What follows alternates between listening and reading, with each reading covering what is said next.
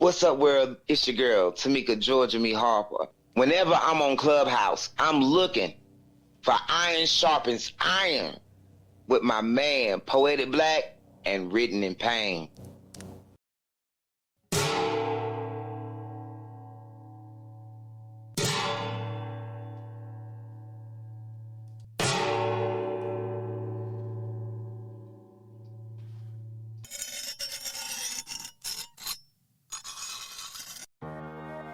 As iron sharpens iron, so one man sharpens another.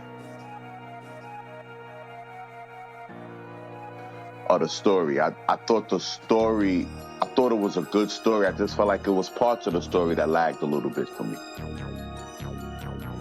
Your cadence, man, it captivated me. Me, it's just the sincerity in the piece. You know, I could feel that, and the emotion is always going to win me over when I can feel that it's real. So it was one of those pieces that, you know, where you're waking people up. You know what I'm saying? Bringing awareness. It was an awareness poem, and I really dug it, and I really dug the message behind it. Thank y'all very much. I really appreciate it. I appreciate the space. Are you ready to enter the dojo? Here, iron, sharpeth iron.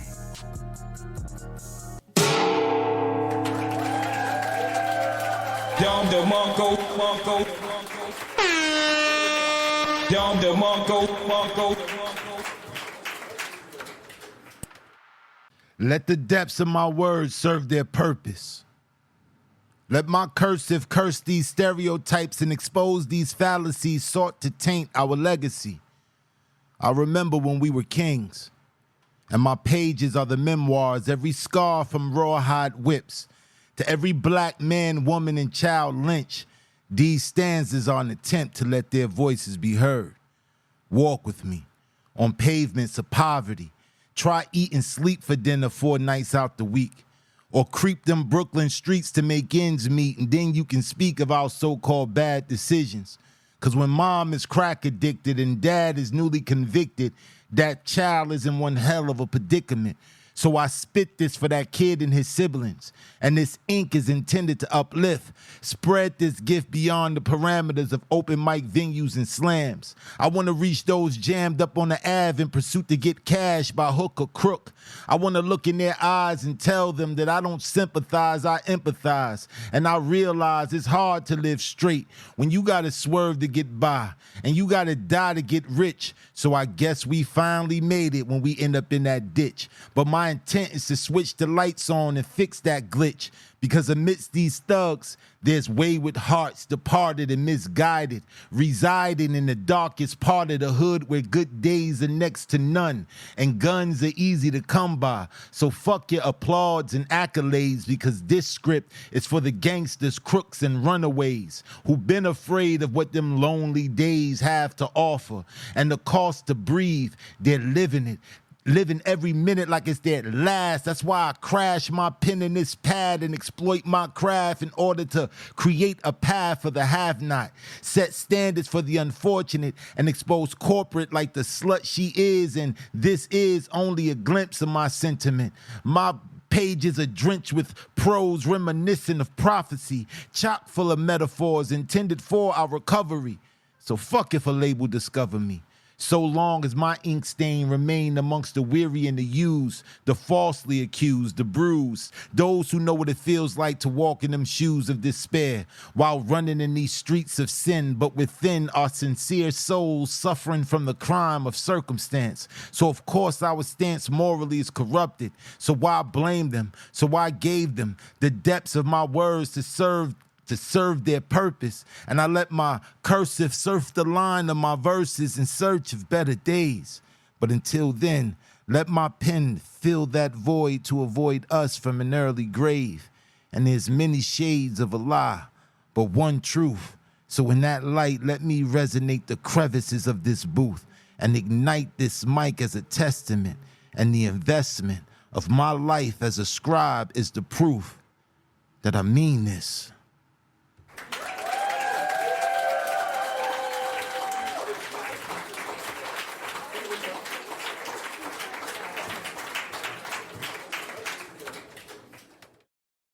pen page perpendicularly placed. Saw purpose at the surface. Potential in the pencil, that's what gets them nervous. It's pain surface. The Bronx in my calligraphy lives with me. Coerce the ink bursts. Ping, make the pen stride, coincide with the vibe. But I'm alive. When I go inside the lines, gold mines, gems, jewels you'll find intertwined with the poem's design. Light so bright it leads the blind. Literal beacon while speaking, read or recited. It was drafted, handcrafted to get you excited, ignited. We bond through what we respond to.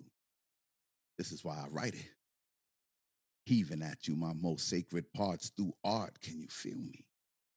Sonic phonics. Ionic, iconic, bionic, cause I don't write with my fingers, you know. I push keys of dope lines, my mind, a trap house. I blend schemes in the attic to make you all addicts. 30 years a poet and I'm still at it.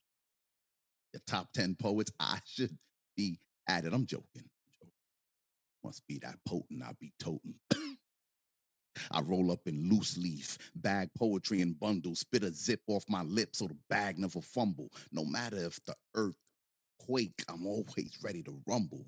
Pen turned lightsaber. I'm known as the red-eyed Jedi. Wait, that makes me a Sith. It's lightning when I'm writing out my fingertips. No worry about the red glow in my hands. It's probably the spliff. Give you a natural mystic like a Bob Marley riff. Poetry, I'm not part of this. My heart is this. Encourage, teach, reach. How hard is this? The transition between inspiration and creation, the physical translation of God speak. Poetry is what it sounds like when God speaks. I combine rhymes with space and time. So every minute I'm in it. I view the world in worlds like Neo's vision. I inhale life and exhale poetry. Yeah, that was written in pain. Dom the Monko. Dom the Monko. Welcome to another episode of Spoken Soul Sessions. This is season 3. We in season 3 on our road to the Grand Griot again. Wow. My brother Payne is in the building. What it do, bro? What's good, bro? What's good? Man, it sound like the man got you down, man. What's good, man? Talk about it, brother. It's been hectic, man. It's been hectic, man. It's been hectic. It seems like it. It seems like it.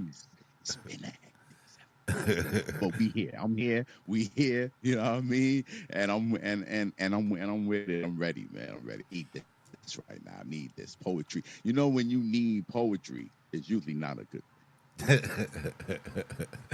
Yeah, man. This is the part of the week right here, man, that we all look forward to.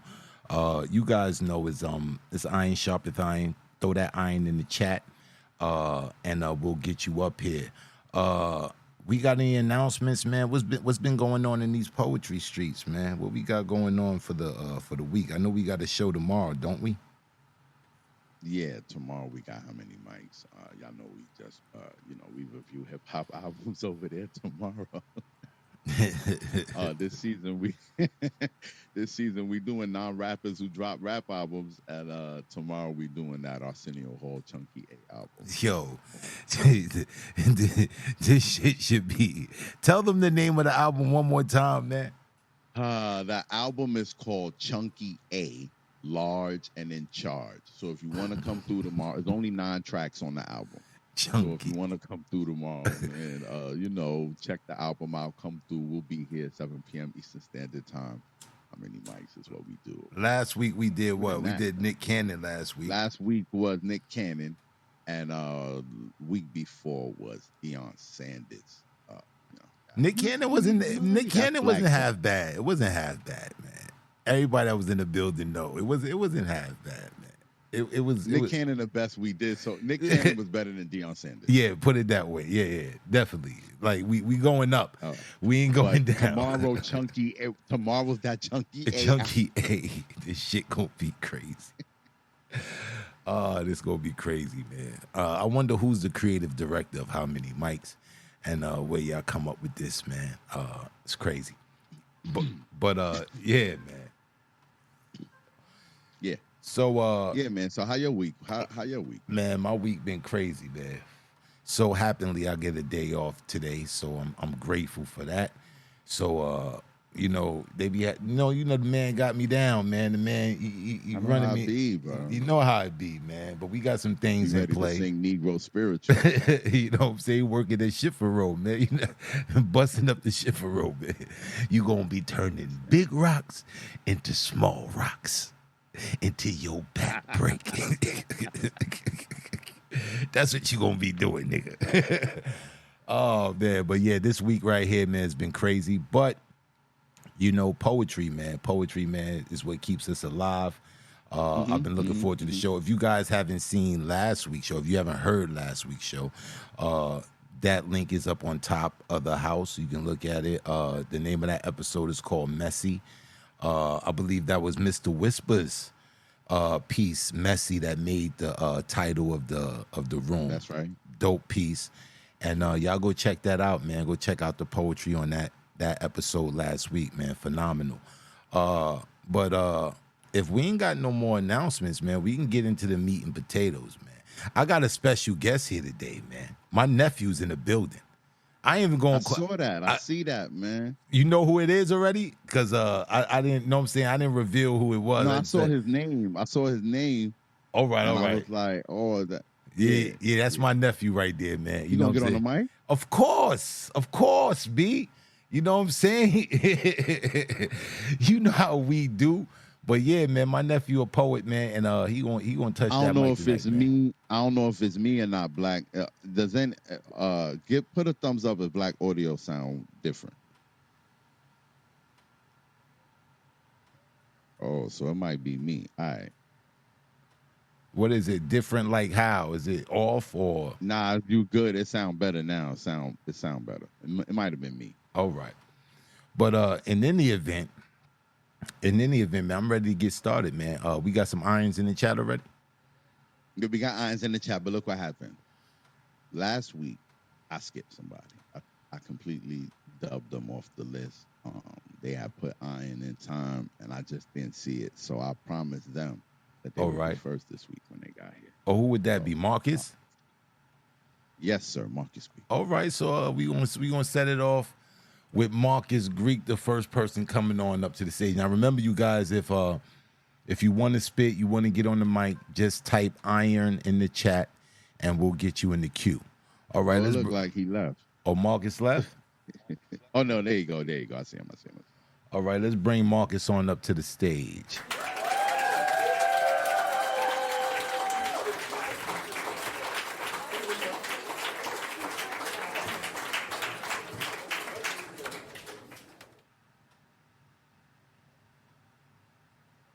You sent them an invite?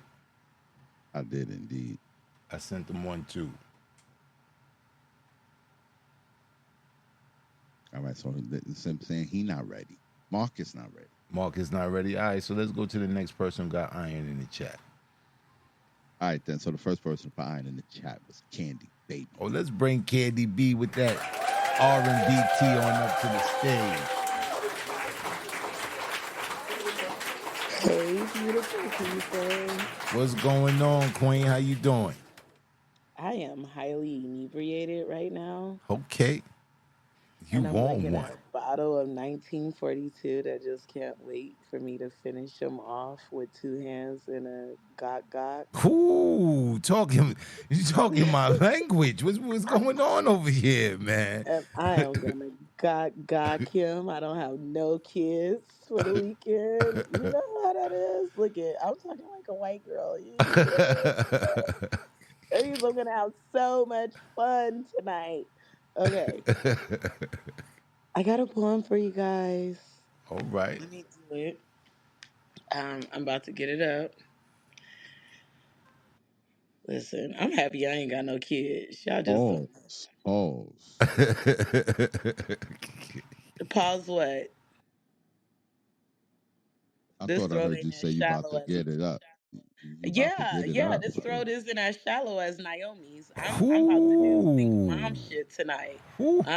I'm about to do single mom shit tonight, which Lord have means mercy. ain't nothing nastier than a single mom with no kids, and I am going to be nasty. Me, 1942, and him when he walked through the door, and I cooked. Yeah, it's Oh, gonna be a it's good going night. down, man. He's Yeah, going down. It's going we down. having a great time. Okay. Well, we glad you carved some time out for us, Candy. Okay, I'm almost drunk. Okay, let me do this poem. Walk in a room head held high with the stature of one that has imported through the most regal of portals. My mother womb held the DNA of gangster disciples that Christian fiends itch. Bank robbers that pour acid on toxic, held hostage for 9 months genealogy, underworld emperors. Built to boom rooms, put bitch niggas and hoes in tombs with fists up and afro puffs. Since delivery demanding rooms inciting envious whispers, stares, I'm prideful, I'm confident. Some may say egotistical, stirring rumors without a chance of me opening my mouth. Tongues talks through eyes, sharp. Innately owning every embodiment of my flaws, forming groups of hate campaigns. They hate to hear me admit it. I did it. I own it. If time rewind, I would do the same thing every time. A gnash of one's teeth couldn't change my trajectory. Caution of defamation. I'm a goon, I'm goblin, covered in silk, yet beyond the beauty lies a monster. Cruelty can create chalk lines underlined beneath, hidden in plain sight. Shh. Slow kills. Bill to check your ass, your ass can't cash. I play the villain so swell. Tonality encapsulates the command of a room. Tone silence, chatter. Backstabbing hoes been hoping I fold. Stand on that shit you say, face to face, shoulder to shoulder. Who ready to be bold enough to go toe to toe? Y'all Bauer in backbending conversations, I was once loud and clear when I said I'm not with all this internet sub shit. Pull up on a block park. Bell and retainer advance. So a hoe's neck I'm after. Who really want to get it? Till then, your words paintbrushes to a canvas of a portrait so beautiful. My canvas, transgressions, parting from your lips, as painter's muse, gifted utensils to paint the picture of the most beautiful boogeyman. I own the label of the villain, and all you hoes can come get it. Shit like that, shit like that, shit like that, shit like that, shit like that. Dom the Mongo. Shit like that, shit like that, Dom shit the like that, Mongo. shit like that, shit like that. Shit like that. Came I'm in. drunk. It didn't come out right, but listen, all you bitches can come get it for real. Listen, this ain't got nothing to do with black pain. If a bitch want to pull up, let me tell y'all something. My address is available. I'm not with all the internet shit, bitch. I fight in real life. Um, y'all can all pull up, and it's I'm setting the record straight. Y'all can all pull up and line it up. It's nothing, shoulder to shoulder, nothing. All right, thank you, Iron Sharpens Iron, and that's not black or pain. That's all candy, baby. I feel you, Candy Baby. Walk in the room regal. Walk in the room regal. Very sophisticated, very emphatic. I was feeling this piece. I thought it was profound. Pain, what you thought about it? I like the way you delivered this piece. I thought, I, I thought it was the kind of balance, how what you were saying with how you were saying it. Like it was like it's it's serious, but it's not that serious. Like what I'm saying is real shit, but I'm not worried about it. Yo, I think you said something like your womb got the DNA of gangster disciples. Yeah, that was That shit crazy. That was crazy. that was fire.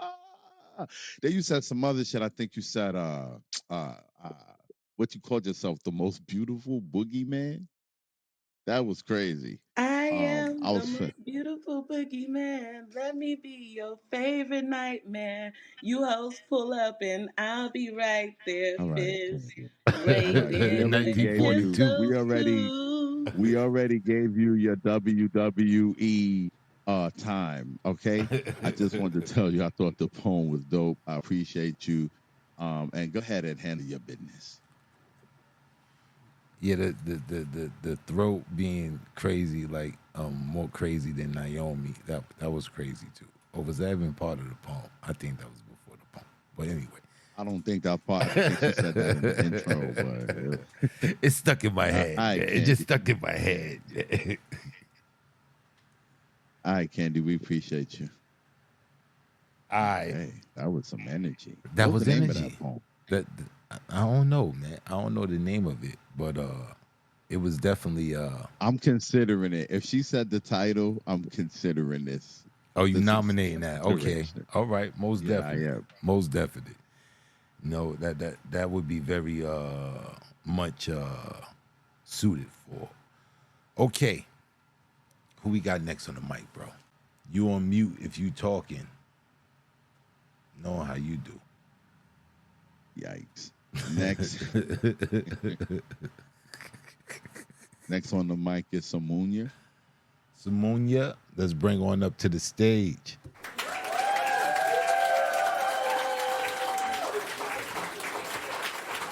I don't think it's pronounced Samunya, man. You I'm sorry. I knew I butchered it. I was gonna ask her if I butchered it.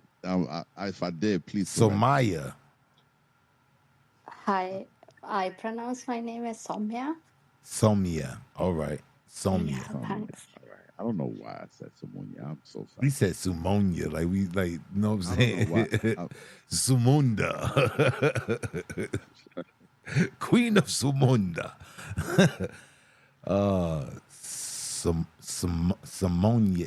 Samaye.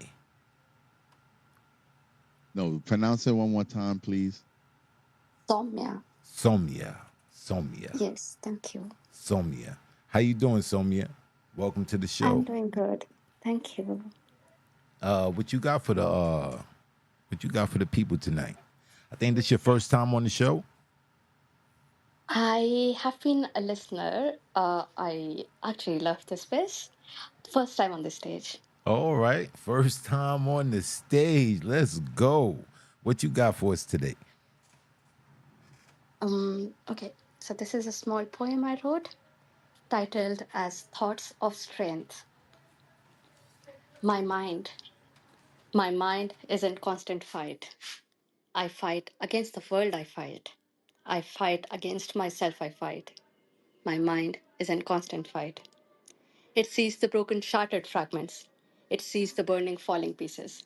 It sees the disintegrated segments and it fights. My mind is in constant fight. I fight against the breathless creature. I fight. I fight against all odds I fight. My mind is in constant fight.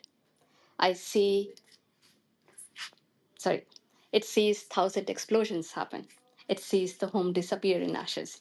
It sees the fumes eat the matter and it fights. My mind is in constant fight. I fight against the heightening darkness. I fight. I fight against the odds to fight the guiding light. I fight. My mind is in constant fight. It sees me falling in the shambles. It sees me attacking in the darkness. It sees me in exhausted manner, and it fights. My mind is in constant fight. I fight. I fight. To find the glowing light, I fight. I fight. I fight. My mind is in constant fight. Poem. Down the Mongo. Down the Mongo. Wow. Very, very, very thought-provoking piece.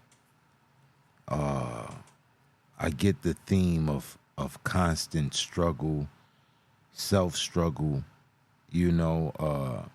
the everyday fight to be.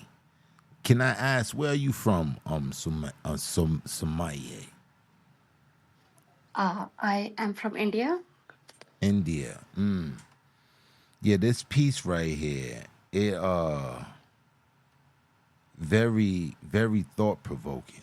A lot of times, we get caught up in our everyday rigmarole and we fail to realize what's going on around the world, the many different atrocities.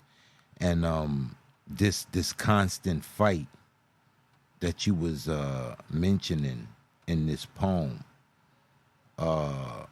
it just it's just like it's akin to all of the struggle that you find people all over the world dealing with. Whether it be a self struggle, whether it be a political struggle, economic. It's always something. And this poem it's just very thought provoking to the degree to just sit back and think like, damn, like when it's gonna be a release, a break, And I thought this was dope. I thought it was dope. Thank you. Payne, what you thought about it? I thought this piece was extremely informative.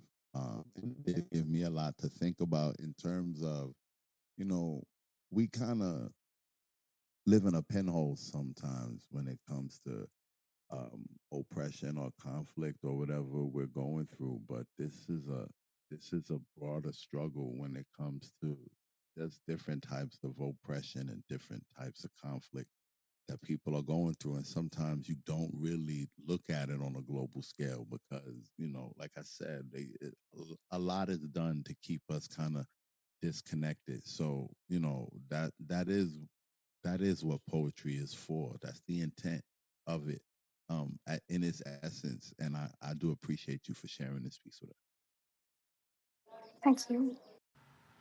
I definitely hope to hear more from you. Come on the stage more and share a little bit more with us. I'm definitely wanting to hear more of your poetry. Thank you. Most definite.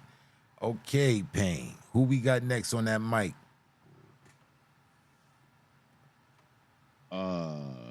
So wait a minute. The name of that candy piece is The Villain. The I Villain. just want you to keep that in mind. The Yeah, Villain. Okay. And I'm nominating it. Nomination of The Villain. Yeah. And next on the mic is Mr. Whisper. Oh, let's bring Mr. Whispers on up to the stage.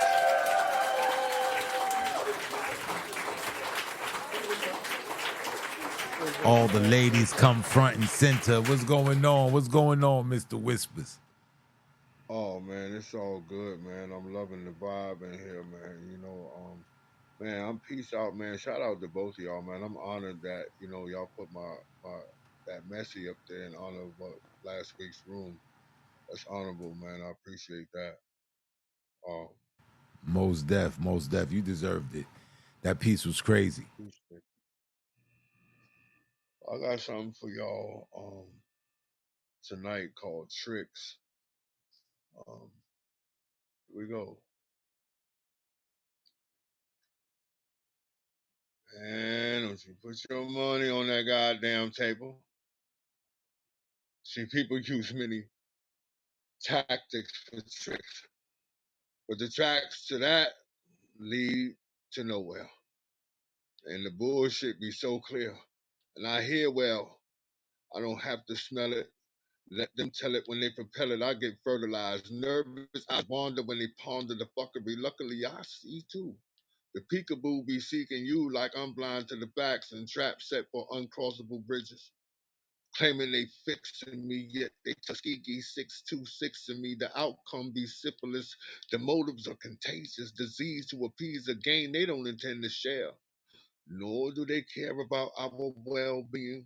The well is being dried out from wet decisions in America. The government is the hecklers in this slideshow.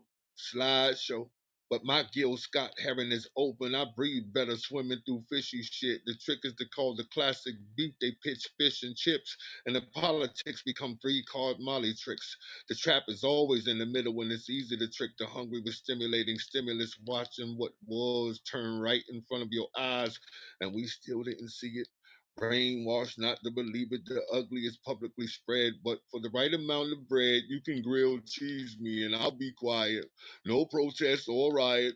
Even when the shots fired, we duck, take buckshot spent from barrels with no value but death. That's tricks. No treat. We ate Section 8 trying to get Halloween off the scene. Sweet shit. The radio singing chicken shit, chicken shit. And we tricked again by the boatload. Hope sold to the patron with the whips and chains. Tricks and games tame the nation. Be mindful of lurking defeats. We are the shadow of our nation on couches playing station. What's the score? They don't know, but proudly with this poem I whisper loudly, tick, tick, tick, boom. Be advised, another black male was gunned down today on Martin Luther King Boulevard. More news at 10. Whisper loudly. Shit like that, shit like that, shit like that, shit like that. Shit like that, shit like that, shit like that, shit like that, shit like that. Damn, Whispers. This piece crazy, man. What's the name of this? Tricks? Yeah. Oh, man. Oh, man. You said they Tuskegee me.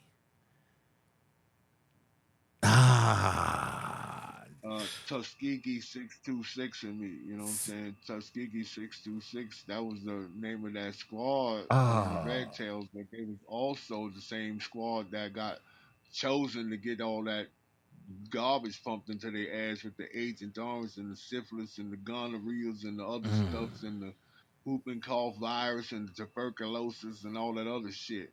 Yeah. Yo, the wordplay, the sentiment of this piece was just crazy. You know, they wonder why black people don't vote. Oh, why you don't go out and vote? Why you don't go out and vote? You wonder why black people are leery of the government.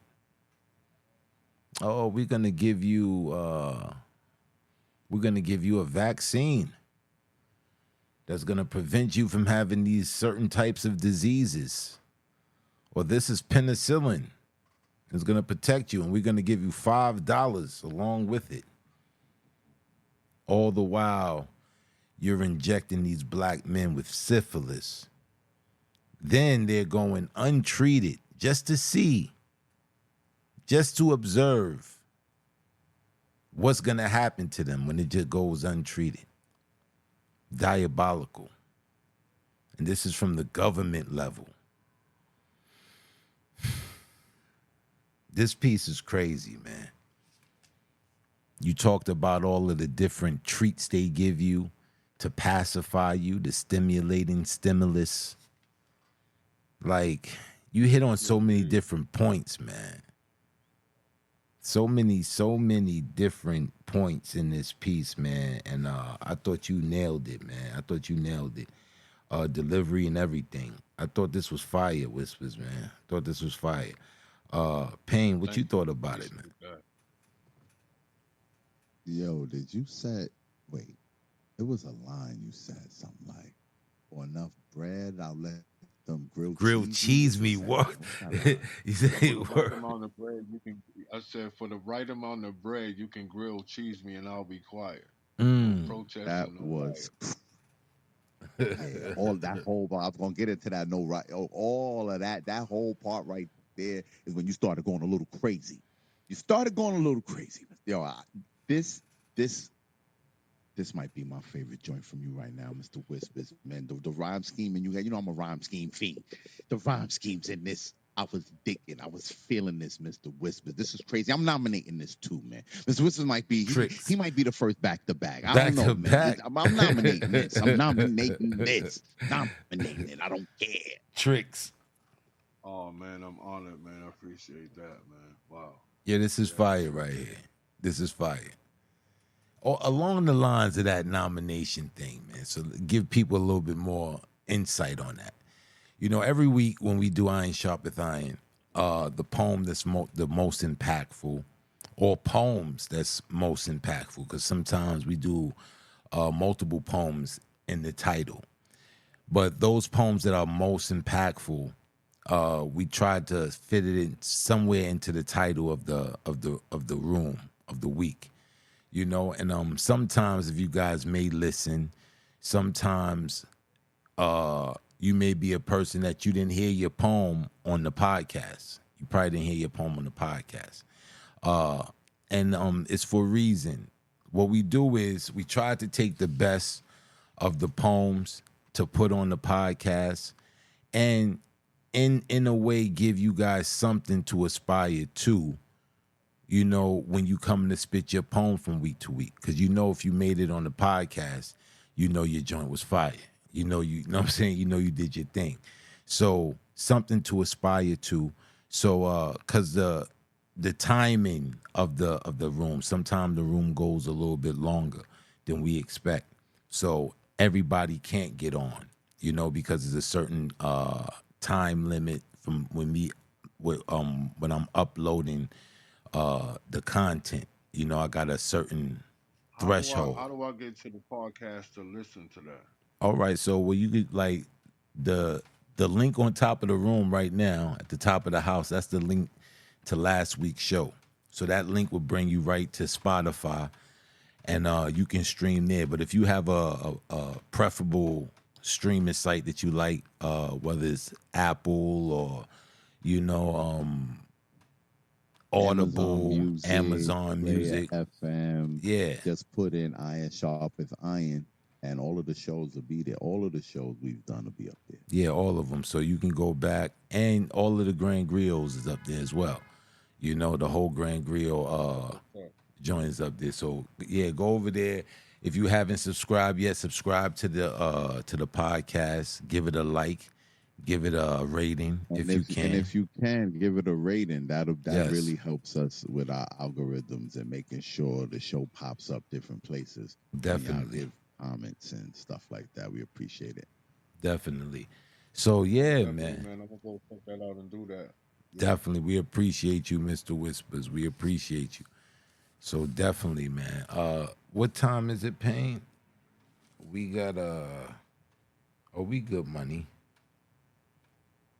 We good money. We got time for like about maybe 2 or 3 more before intermission. But if you guys didn't know, please put Iron in the chat if you want to spit, and we'll get you on to the stage. What time the mic is closing, Payne? The mic is closing at 11:30.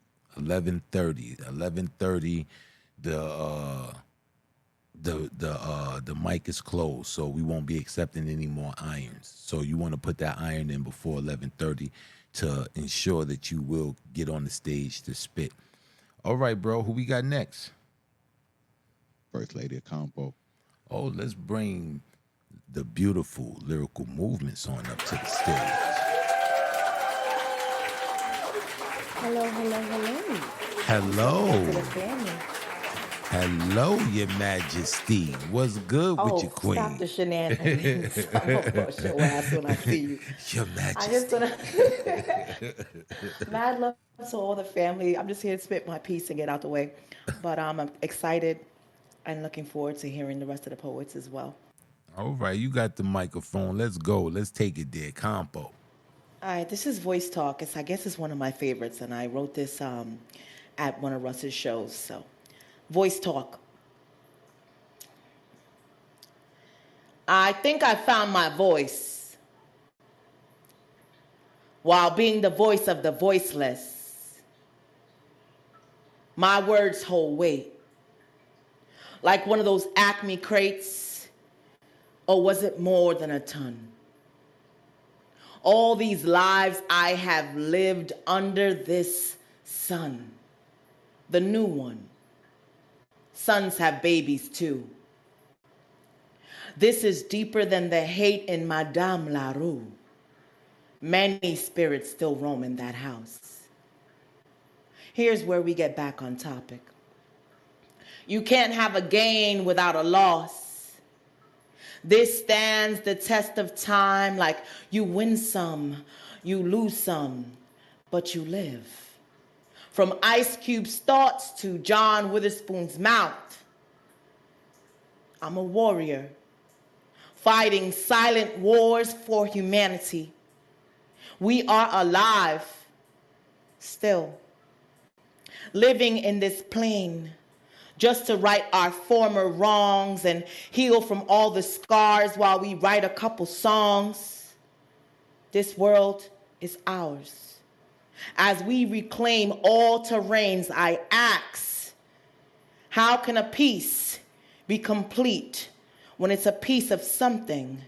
I say easily, we are all connected, recreating new eras as I grow out of cocoons that have become too tight, non-fitting like a tornado in a bottle. I guess these are all a part of the reasons that I fell backwards into poetry, by happenstance, by Orisha, by the spiritual guides that walk with us every single day. I am grateful. I am whole in the battle for control of my true destiny. Now fly with me. LM. Down the Mongo. Shit like that, shit like that, shit like that, shit like that. Down the Mongo. We fought with these, Greg, but you lived. You lived to see another day. Profound. Profound. And what's the name of this piece, Miss Lyrical Movements? This is voice talk. Voice talk. Talk to yourself. You know, affirm who you are. I thought this was dope. I thought this joint had some official jewels in it. You know, some dope calling points, you know, to bring awareness to certain things. And, you know, you did this in compo fashion. You know, the emphatic cadence. I thought this was fire. Payne, what you thought about it? I thought this was definitely like a self mantra, but what I dig too, you do this in your pieces sometimes. You splash a little bit of pop culture in the piece. I don't know how much of that is your natural flow. Do you do it on purpose? But it definitely keeps the listener engaged and kind of always keeps the pieces relatable when you do that. And so you threw in a little Friday bar, and I was thinking about you live. You live, Craig. So yeah, I appreciate you. Thank you. And we have so many of these kids picking up weapons. You know, it's even happening over in the UK. Instead of, because they don't have access to guns, they're carrying knives, killing each other, stabbing each other to death. So it's an epidemic and it's everywhere. So it just jumped in my head, and I said, you know what, let me throw that in there. Who knows? But we definitely have to push less violence to our children, because they see a lot of it and they're embodying it and they're walking with it, and it's in their spirits, and we have to change that. So that's why poetry is so necessary, you know, to give an alternative to the bullshit that the people are subjected to with the radio. You know, the music is the number one conduit that's used to, propagate this thing to self-destruct. Yo, I gotta kill you. That's crazy because you said that they don't have access to guns, so they stabbing people. And In the UK, it's really bad. And I found that interesting because I was watching a show, a UK based show, I believe Supercell. I was And we're alignment. This is alignment because that's where I got it from. That's crazy. Go. That's crazy. But in the Supercell, the dude, they had knives. Homeboy had the knife. They went to a gang fight, and he pulled out a knife. And I was like, wow, I thought that was interesting. But you saying this in your poem, it gives a little light to the situation over there. Because how media is used as a way to display what's going on in reality. They use the media to do it in some way.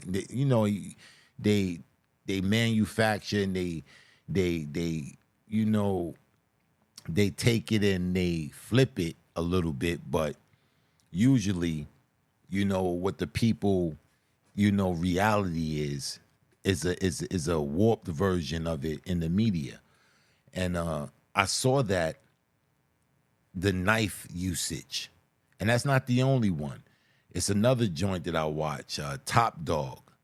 You know what I'm saying? And that's English as well. Yeah, it's a really? What you call it? Yeah. It's and out. I think Drake is the executive producer of it, and it's the British joint, man. And they fam, and they talk. I love it. Hey, fam. I'm in love with the culture. I love fam, it. What are you doing, fam? Hey, you think man crazy, fam?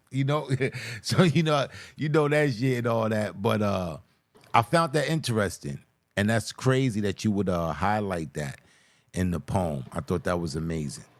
I just want to say, if you guys aren't watching Supercell and we're not connected, it's no connection.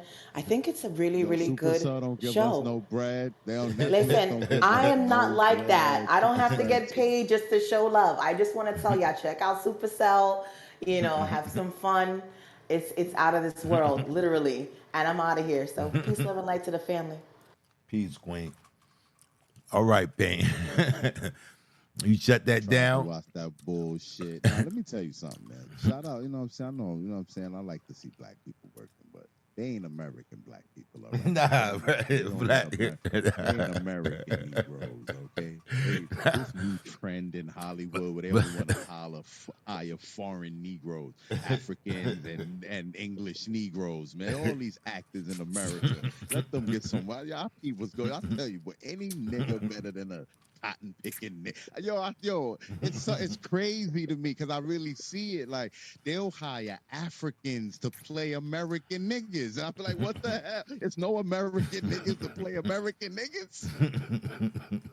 You talking about like it's Snowfall? Yeah, like how you got an English? It's the thing now. Like let's really, we really don't like niggas. Let's import niggas. Oh man! Shout out to the people. And the other thing I wanted to say is I tried to watch Supercell, right? And then why they never want to give black shows no budget? Like the special effects is like. You didn't think it was dope though? I thought it was dope though. It was alright, but the budget for the effects, bro. I feel like I was watching like 1980s fucking weird science effects, bro. It is what it is. Wait, fam. Wait, fam. What man think, man, fam. I loved it though. I love Supercell. I thought it was dope. Being the fact that it was all black. I like that. I love that aspect of it. But yeah, like my brother Payne said, man, what you call it? Cut us no checks. Netflix didn't cut us no checks, man.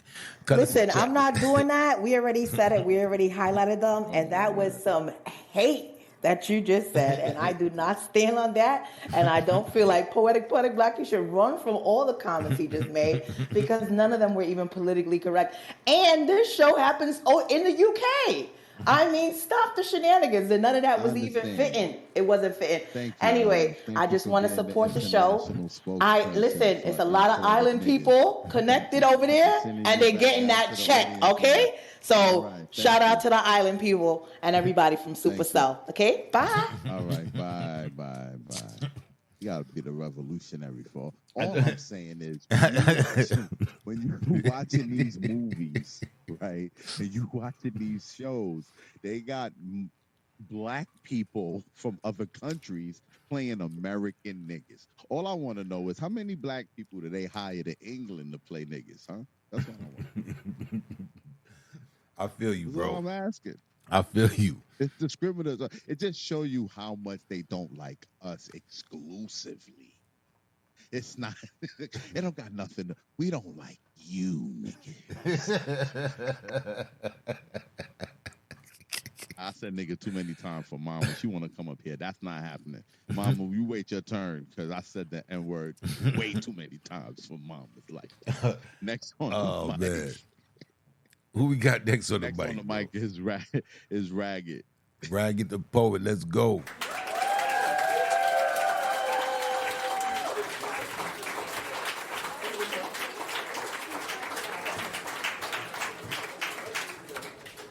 What's going on? How's everybody tonight? I'm good. How you doing, bro? Brother? I mean, I'm assuming it's night. It's Clubhouse, so some people could be the morning. We get people from all over the world, I know, in this app. But for me, it's night. Yeah, definitely. We on nighttime too. It's night here too. Yeah. Yeah, so far, so a tremendous repertoire so far of these incredibly talented people. We grace the stage, so I'm honored to be here. Oh, thank you, my brother. We're glad to have you. Glad to have you. What you got for us tonight? I got a piece called Red Astronomy. Red Astronomy. All right, let's go. This night of nights, the starlight bites and bleeds into my luminous, pressing petals, needle red, speed demons led, a surging, emerging fountainhead as magnets track the thread, sifting, shifting red and wailing true, as we do when love is through. Trailing tails fade to blue, my astronomic lust harmonically attacks, thrusts and attracts, snapping back from me to you, concealing urges ruinous. Is this not what we say when love has had her way? Blackheart bitch is treasonous. Like skies of acid rain, her lies are bathtub razors, but our hearts endure the strain. And the fucking is insane. When eternal moments merge, burn, and then converge in a hallelujah dirge, oh Lord, the fucking is insane. How we exclaim the sacred names as our pleasure marries pain. Did you ask why I remain? Did you ask me if I came? Did you ask me if I came? Ask again and again, and the answer's still the same, because I came for you. Came bursting through galactic hue from red to blue, bearing set, direction true. Cosmos fast ascending, hell transcending heavens in interstellar spasms, 7 by 7 in solar progression, restless in spasms by fathomless orgasms, where all of our falsehoods are true. And nobody left here is sane. I ask again why I remain. I remain for you. Peace. Shit like that, shit like that, shit like that, shit like that, shit like that. Dom the Mongo. Dom the Mongo. Oh man. All right, Ragged the Poet. I like this, man. I like this piece, man. And I like the way you delivered it too. The fucking is insane. I know how that be, man. I know how that be sometime, man. I thought this was very clever.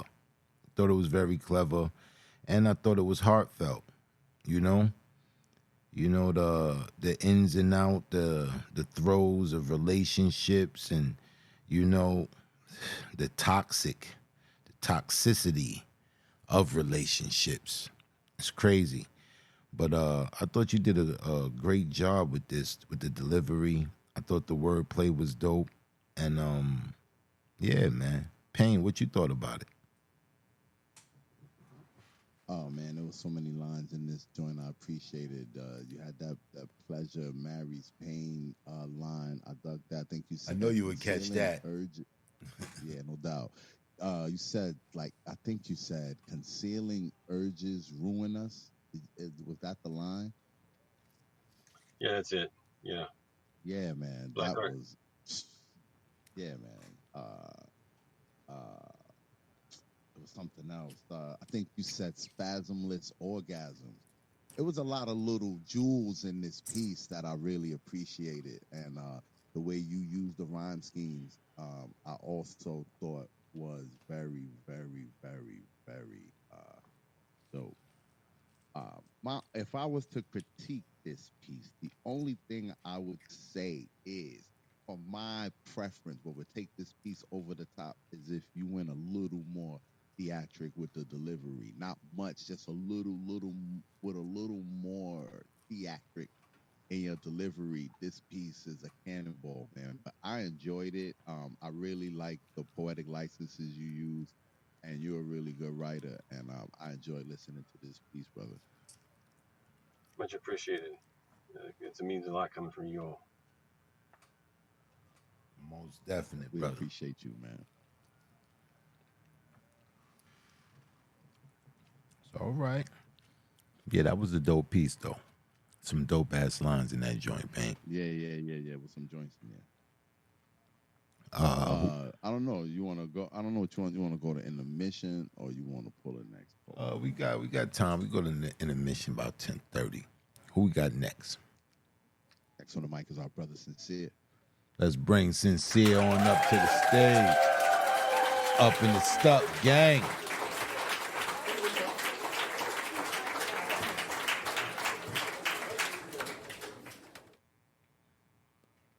What's good, bro? I was up in the Stuck gang. Out of the vibes. We outside hugging trees, drinking water. Hey, what up? Iron sharpens iron. Pain. Black. What's good? What it do? What it do, bro? Good, bro. What's good? Sincere always got that energy, bro. Always.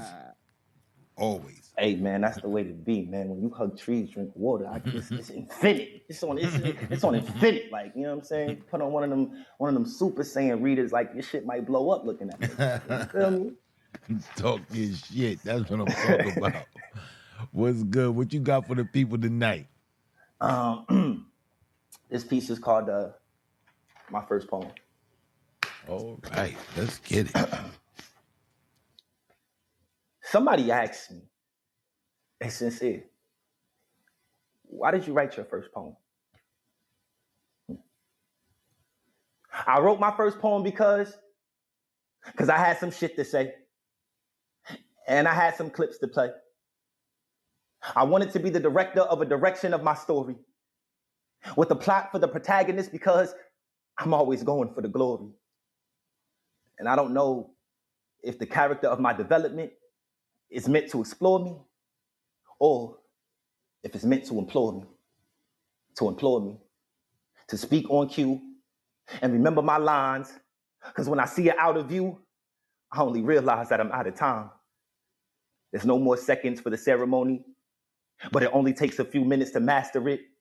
They say MC squared is a science, so when it comes to slaving over white sheets, I had to master it. I thought psalms or poetry and spells were like the scripture, so I had to chapter it. I had to find the rhyme and the reason inside the revelation until I could finally make the rapture fit. You know, I wrote my first poem so I could pastor it, to find saving grace inside of saving notes, when savings turned to interest. So as my interest grew, I could save my quotes. You know, the quotes. Because in between the lines is where I write my hope. And hope is the reason that a season may be cold, but windy winters make a summer feel so bold. But a season is also a series show, so writing out my life through speech It's like I binge watch episodes. My first poem was a really long stretch of road. You get it? It was a walk on the wild side, looking at a runway train of thought to train my thoughts. I'm like, damn, that was a wild ride. I needed to become a parent of a paragraph so I could tell my inner child, hey, you don't have to hide. You don't have to hide inside the pride that lies. It lies inside the truth with whys and whys be the question. And the answer that I see is when I look in the mirror, I see reflections. I see the flaws, imperfections. I see the awes of rejections. I see the shields of insecurity, so I start to break the laws of projections. My first poem was a projection. It was laid out like good directions. It was an autopsy bodied of work. It was like biological dissections. It was a funeral for my feelings. I really died inside of sections. My first poem was a resurrection. Words became living. Feelings felt like philanthropy, so I just kept giving and giving. I was giving and receiving. When bars are like faith, which means seeing is believing. Because you see bars, you hear bars, you smell bars, and you feel bars. You put your pain into your poetry so you can heal from bars, because it's bars. You know, bars, like drinking from the watering hole of my soul. Bars, getting drunk off the intoxication through double shots of my goals. Bars, when the pen turned penitentiary and I'm serving a life sentence inside of a run-on sentence until I'm old. Bars, I've been trying to get better reception and better service. Bars, I'm like a 4G tower because my 4Gs, they give me purpose. Bars, you see, these bars might make you nervous because everybody knows that being trapped behind bars is the cause that facilitates a correction. But what you don't know is that some cages are homemade. And as a poet, these bars are made for my peace and protection.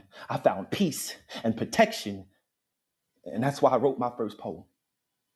So that every time I speak a piece, I could walk the street armed with words with a piece for protection. You see, my protection, you could read. My soul is like a seed. And I wrote my first piece knowing it'll be the only piece I'd ever need. Sincerely yours. Peace. Shit like that, shit like that, shit like that. Dom the Monko. Talk your shit, sincere. A parent of a paragraph. You a word wizard, man. The way you exhaust words, man. You exhaust them, man. And you bring them from so many different contexts. It's phenomenal what you do. That whole bar scheme was just crazy. Was crazy. Yeah, man. This is inspirational, man. This is inspirational. I remember my first poem.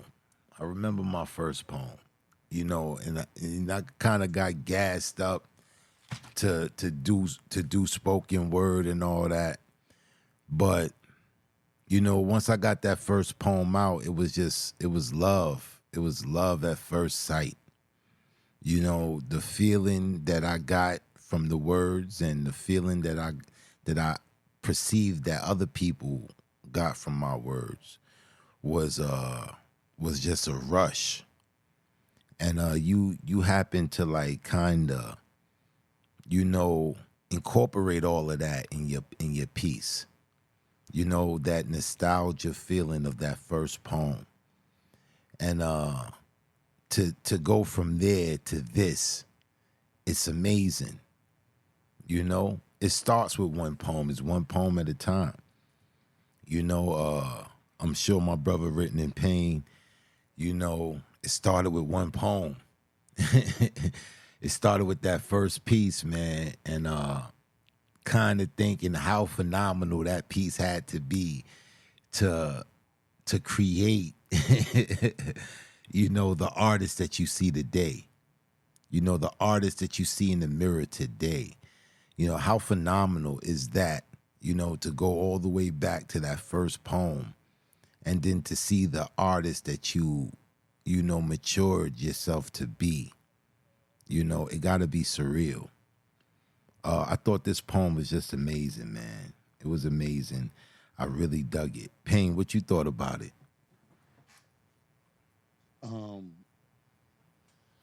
A lot of times, Sincere is in the teacher's position when he's doing his poetry. This is one of the rare times I felt like we were kind of getting kind of like a piece of him, or I felt like this piece was close to home. You know what I mean? I felt the passion in it. I'm not saying that you're not passionate in your poetry. I'm just saying I felt like you weren't in a classroom today. It's like you wanted us to feel something, and I felt it. When you said put pain in my poetry to hear. That got to my bones.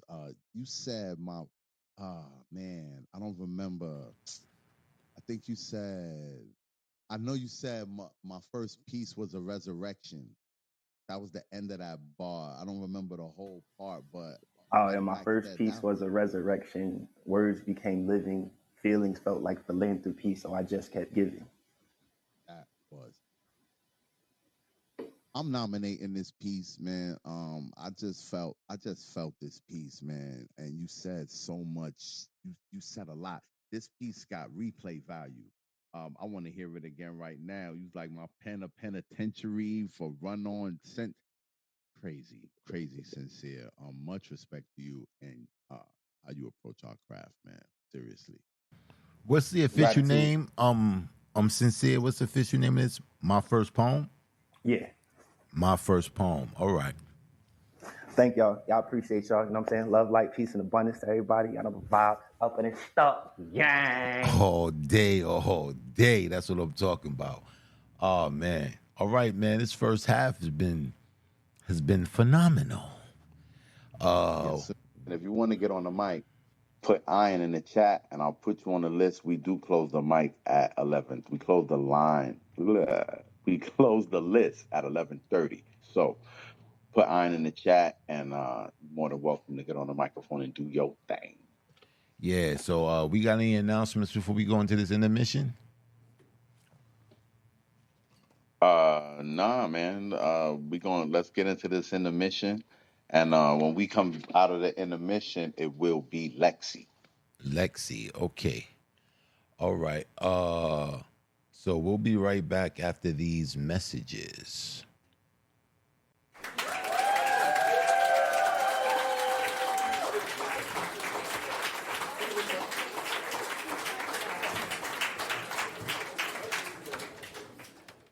Try to understand how I feel. The going back and forth has gotten to be a little redundant. We both say we love each other, but underlying remnants of our past affects our now, and how can we erase our past? When constant reminders of our mishaps won't allow the remaining parts of our hearts to heal, perhaps we're in too deep. And keeping it real hurts more than the truth, so we lie to each other to cope with the obvious that we act so oblivious to. And our acting has become more and more less believable as we become more like strangers. And the danger of a love lost is imminent. And the very oath of our promise is shattered like shards of glass on the pavement. What happened to us? I remember when we reflected the best of each other, the very image we both aspired to project, but I guess our resolve to each other has diminished. I mean, there was a time we used to finish each other's sentences, a time when I can just look at you and knew what you were thinking, but now I'm second guessing what you're feeling, and dealing with this tension is the very proof that I love you. Because love ain't never been measured by the amount of teeth shown from smiles and grins, but by the amount of sins and transgressions forgiven. When the relationship is in the trenches, second chances is a norm for us and trust is an issue, but I wonder, if I kissed you now, would that make the difference? Would that be the prelude to a new beginning, or is that just wishful thinking? Perhaps so. But if that's so, then why are we here? Why do we pretend to care that if any one of us split, that wouldn't hit the very core of us? I mean, we both know we're bluffing.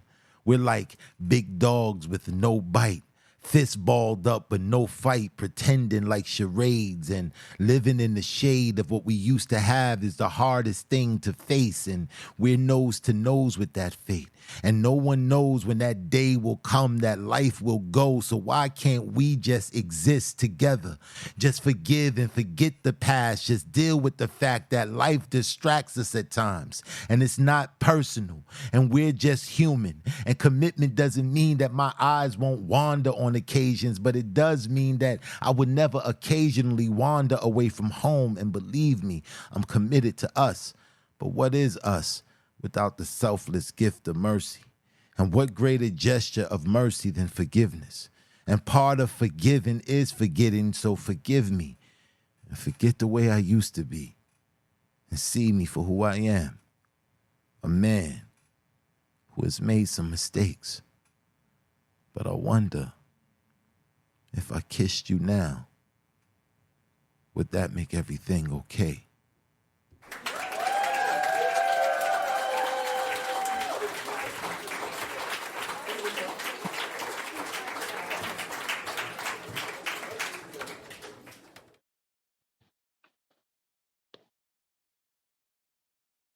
I'm vigilant about verses. Yet some still question his ability to kill with calligraphy. I mean, I still use pens for weapons.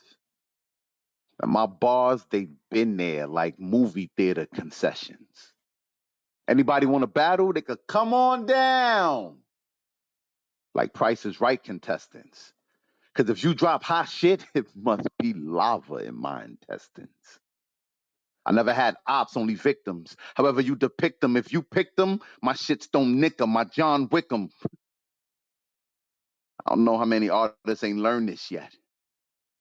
My pen uncaught more bodies than a circus net. Clowns say, yeah, but Payne, last year you let a lot of niggas son ya. Yeah, it's true. I was a clubhouse version, meaning I was a newcomer, but we don't tolerate disrespect no more. If they get out of line, I'm drafting them to war, then bar them to death like fat kids in candy stores. Some of these poetry rooms should have been in Germany during World War II. Why? Because gassing people up seems all they're designed to do. These people be lying to you, giving oohs and ahs for a dope line or two, faking like shit hard was something I thought only vaginas do. There's one dude called my pen a throwback. When this his catalog he should throw back. Clearly stated you overrated. Low key, everybody know that, but he always featured. Well, if your face stay on a flyer, of course you're gonna think you fire. You the local supplier, but they don't know it's too much baking soda in your flow and you robbing all your buyers. Maybe I'm biased.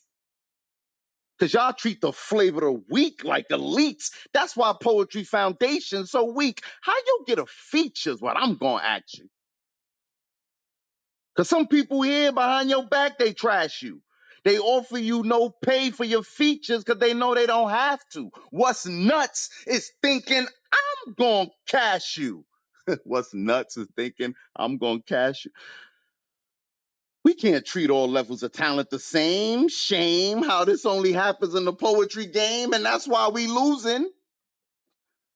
Because we not forced to improve. Shun, run from advice. Everybody in a crew. Everybody think they nice. Because we live in a world where it's good enough to be suffice. Timu poets. They don't want to pay the full price. They get a little heat. They ready to eat. They parboil rice. Some craft poems with an AI device. And that ain't the answer. Just practice. Yeah, I'm talking about practice. Poetic devices, relatability, delivery, all the prime factors. Don't spit it the first time online. We don't want to hear all the mumbling and stumbling you doing. The vibe's off, the poet's ruined. What the fuck are you doing? But you're in a room full of friends.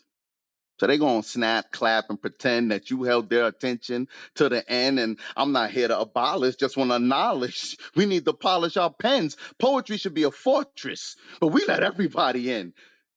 And what's that really all about? What was once a sacred fraternity done turned into a club. That explains the limitation of great. Too many pens borderline. We ain't never gonna get out of this state. They say judging poetry so lame. Well, you hobby poetry, I embody poetry, so we not the same. Iron sharpens iron mean you only good as your surroundings. So stop and look around then, because we all need something to aspire to. Look to the higher you, the one that inhales all the smoke and lets it inspire you. Make contact in the cipher, because that's what that fire do. Shout out to the grand griots, the griots and the iron scribes, and anyone who breathes through paper to survive. Y'all already know my position, composition, be the new addition. That means it's my prerogative to get my Bobby Brown on. They said, pain, don't be cruel. I said, nah, I'm big bro. Somebody got to take these niggas to school. And every little step I take, like I'm walking through a landmine. Fuck how many poets and punches they throw at me, long as I land mine. Because if we in the octagon and I see red, you should stop. Wait, ain't that a sign? No fiction in my diction. Pen gyration like procreation, meaning I fertilize these pages, baby. And right now, you probably saying, well, ain't that some shit? Pardon. Because my words be turds and my notebooks are gardens, bars aligned before I read it. Me and the rhyme, we've been magnetic. Compo, authors, poets, and all writers pulling all writers. You'll catch us catching all-nighters. You'll catch arthritis trying to outwrite us. Compo, that was written in pain. Let's go. Dom the Mongo, Shit like that, shit like that, shit like that, shit like that. Dom the Mongo. Let's go. Shit like that. That's what I'm talking about. That's how we start off the second half. Let's get it, bro. Let's get it. Hold on, though. Hold on. The Grand Grill's in the building. The Grand Yeah. Grill's in the building. You know, he don't got to wait in queue. So let's pull a Grand Grill on up. Bring up the Grand Grill.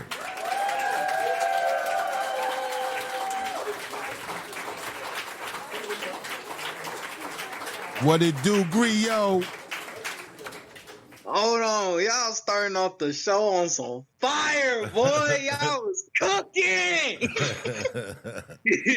Appreciate you, bro. Appreciate you. What's good, Grand Griot? What it do, man? What's good, man? All love, man. Hopefully everything is going all right, man. You know, just wanted to be up on the stage and see if I could perform a piece. Oh, most definitely. Almost, you got carte blanche, bro. You know what I'm saying? Utilize the fruits of your labors. Yeah, that belt is on the way, man. They crafting as we speak, my brother. They crafting as we speak. What you got for the people tonight, man?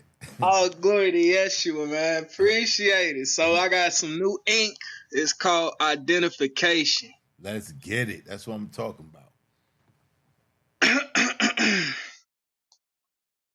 Police! It's the police!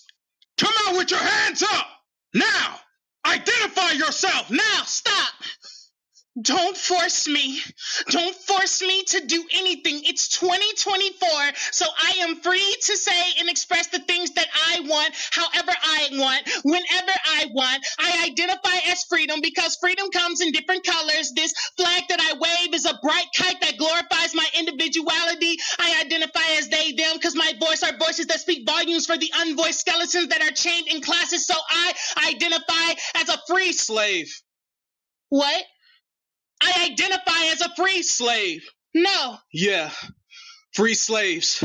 Waiting in the water. while acting unbothered like there ain't alligators swimming with you. I identify as the bayou you're about to drown into, submerged in the humidity of this southern ink. I'm coming in sticky with no AC, and I don't care if my spirit body slams the flesh and blood that you wrestle with. I identify as the bronze bullet the way I shoot through chambers, exiting the breath of a dragon just to sear into the shells of the world that falls short of glory. I identify as a magazine that put black children on front cover issues. Since there's so many black community issues, I identify as a trigger finger clutching trigger warnings. Watch as I am squeezed by the very veins that's promised to never spill wine on these ghetto tables. I identify as the bones that came from the cracks, the shards that broke off from family trees just to get wave a flag in an ongoing war where helmets are made of dreadlocks that put generations in headlocks. Maybe I identify as the barber to this flag that creates waves through the nation. Now I identify as the tears that stain the wrinkles on our elders' flags, the earthquakes on their lips shattering new generational curses that aren't glossed with lies. I identify as a shovel to these Jezebels the way I drag queens to their graves. I identify as a masquerade to the people who are blind to see the pupil of our problems. The only way we see eye to eye is if this conversation were to take place in a bedroom. Lights out because the shade people throw could never screw in a light bulb. I identify as a murderer. But no one can lock me up in a steel cage because I identify as an Iron Maiden, inviting folks to step inside this garden filled with cold thorns. The blood that would blossom from this interaction would be the extraction of a passion that is need to grow to take action, but the compaction of an impaction hasn't been divided into the soil, and now it's called subtraction. So now I identify as a math problem that multiplies in addition to the shape that you're in. To solve this Pythagorean theorem, you cannot be A squared. Don't be squared, because if you see squared, then you better beware. My scope got a calculator. A red beam from this ruler sending invitations to your dome. You best believe a bullet will be there. I identify as social media. My face is booked in these iPhones while learning how to move Instagrams on these streets. My Twitter fingers door dashing coffins to their front door, have them froze in a cooler.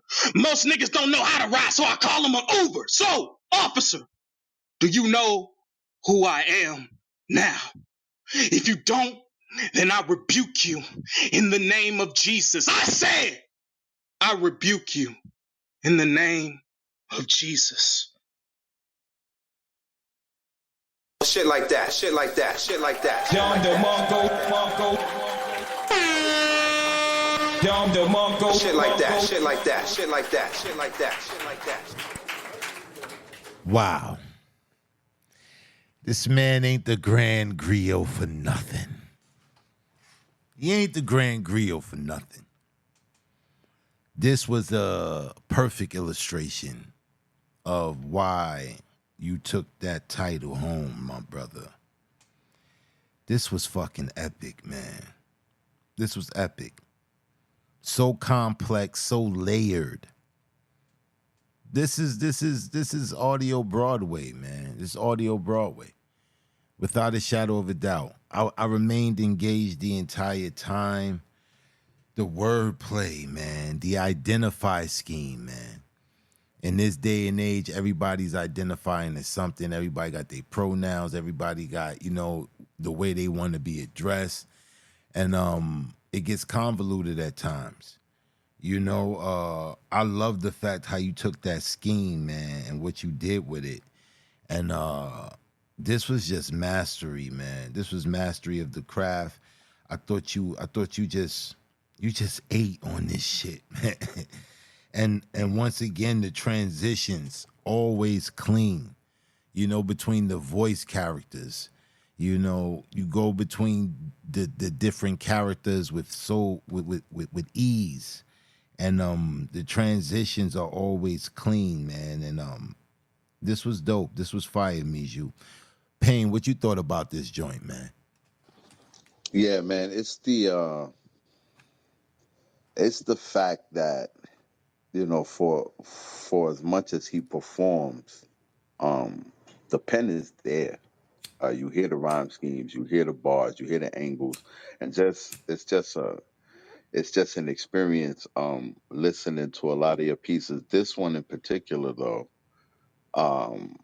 it was very well crafted, and I agree with Black 100% about your transition. And I talk delivery a lot, and how delivery really changes the weight of a poem, and how we perceive a poem. And this is an example of that, because there's a way to read this poem or recite this poem, and it wouldn't hit the same, or wouldn't hit like it just did without the inflections and just some of the vocal performing that you did. But on top of that, man, I think you're a phenomenal writer, and yeah, well deserving of the title, Grand Griot, brother. Appreciate you. All glory to Yeshua, and shout out to y'all, shout out to the space, and shout out to all the poets, man. Thank you so much for this opportunity. Most definite, King. Most definite, man. Yeah, they slamming the iron on your joint, man. They put your shit together right now, Mijou, man. I hope you ready, man. We coming to see you, bro. We coming to see you. All right, Payne. We set this second half off nice, man. I'm liking the way this second half got set off. Who we got next on the mic? Did you get All right, my so getting back. Did you get my Yeah, message? after Lexi is gonna be your cousin, but Lexi Not my is cousin, next that's my on the nephew. your nephew. I apologize. Yeah, your nephew is gonna be after Lexi. Lexi, the Grand Griot get carte blanche. That's why we had to, let him get on up there. So let's bring Lexi on up to the stage.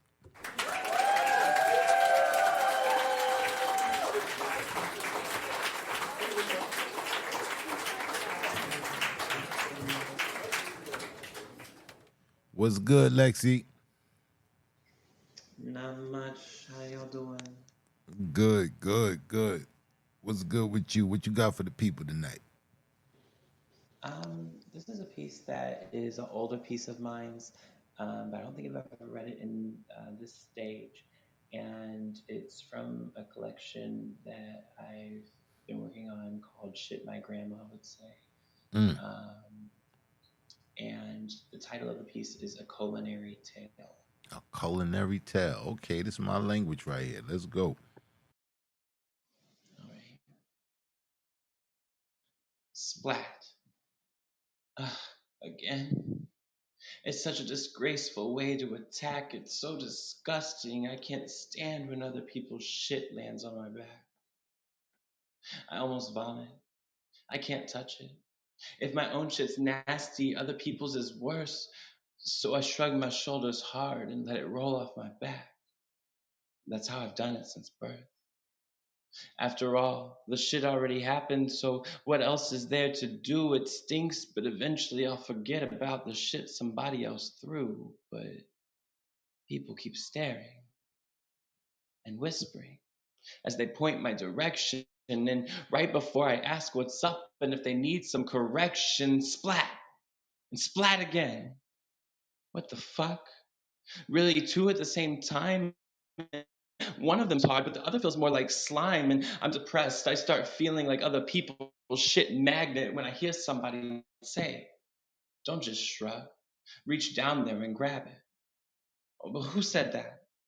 And no way. It's not my shit to deal with, and it's not about to be. The voice spoke again and said, since you like collecting shit, then take a pile from me. And sure enough, the owner of the voice hit me with a steaming shit stack. If you don't want people's shit, then don't take it. Let them taste their own snack. I turned around and realized each time I shrugged shit off, it simply rolled till it and added to a pile of other people's shit and stunk of other people's smell. No wonder I keep getting hit by people's shit. Of course they treat me like the sewer. If I just shrug when someone else's shit hits me, I become the shit accruer. Okay. I probably should have led with a warning that my story could be a trigger, but nobody warned me before I got hit with shit. Why do I have to be bigger? And even though my cautionary tale is kind of nasty, there's a moral to embrace. If you fling your shit my direction, you'll get it thrown back in your face, since shit don't pile up behind me now that I started returning the throw. Dirty hands will remind you your shit stinks, if you forget that that's shit that you know. Shit like that, shit like that, shit like that, shit like that, shit like that. No pun intended.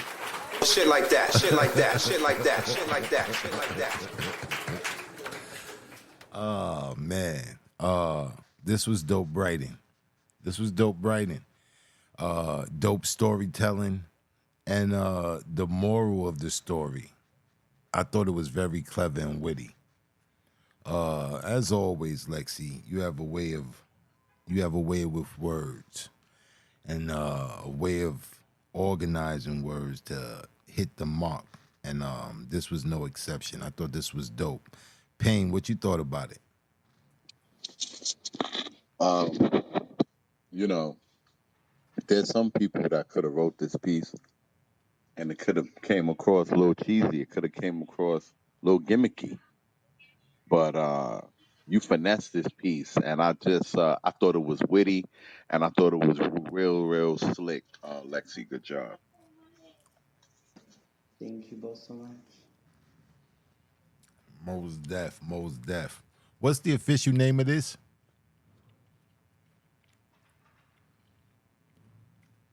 Oh, you took a put it in the chat, Lexi. The official name of this poem. This was witty as fuck, though. All right, who we got next on the mic, bro? Next on the mic is the Griot. The Griot, the Griotis, Kiana Pearl. Oh, you talking about Geronimo? Oh, you talking about Kiana Pearl? Like you're messing me up, man. You talking about the Griotis?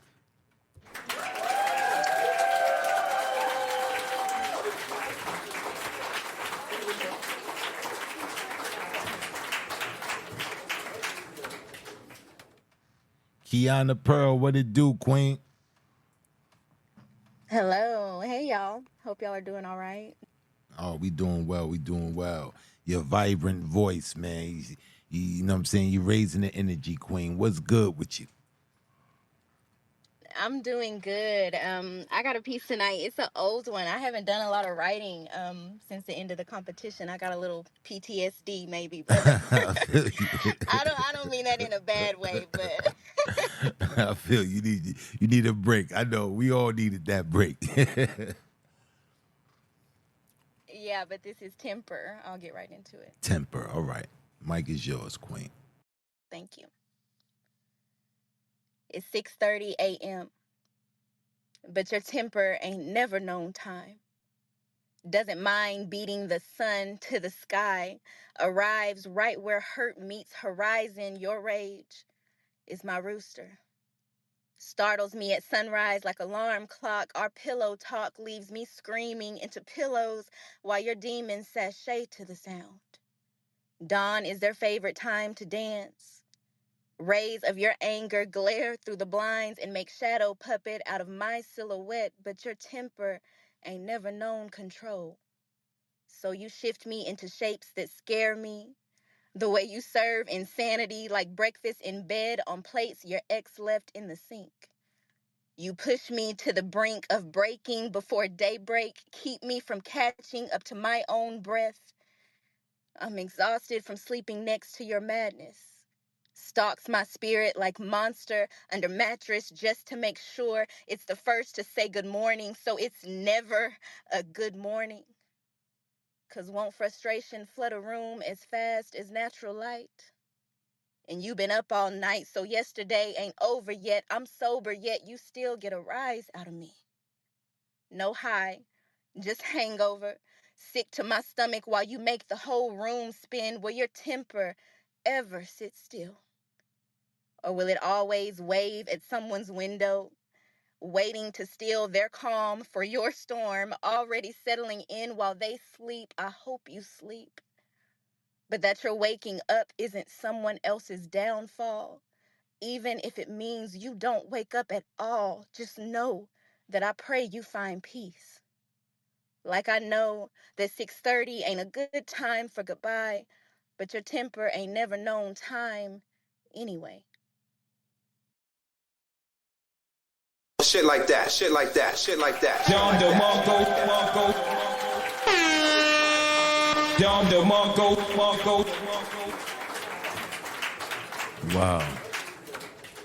Wow. Damn. This was an eerie illustration of domestic violence. Very heart wrenching. You know, unfortunately, you got suckers like this that exist, you know, but the way you conveyed this in this poem, you know, it gave us a lot to think about. The wordplay in this was just crafty and just witty. You know, all of the different parallels you drew between the temper, you know, this was heart wrenching to know that, you know, you got sisters out there that's going through it, you know, that's dealing with this type of bullshit. It's crazy. I thought you did an amazing job. Definitely thought provoking. And wow. Payne, what you thought about it? This gave me shades of this song by Eve called "Love Is Blind," but way more intricate in terms of the writing. And I just thought you did a great job of really touching just the fabric of that. Like it was very emotional. And wow, I appreciate you sharing this with us, Kiana. This was a really good job.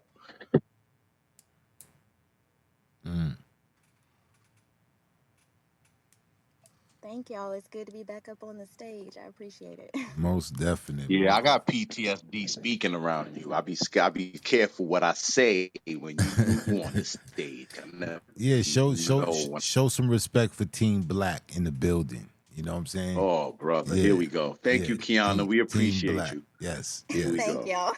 Good night. Most definitely. Good night, Quid. All right, who we got next on the mic, bro?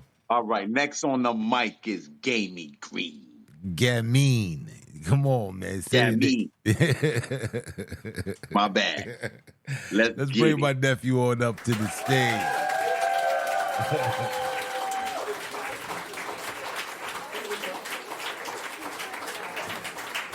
What it do, nephew? What's good, man? What's good? Long time no talk, but I never thought I would be here. I'm not gonna lie. He came and he went. He had a very poetic name, but I was thinking a lot about my first.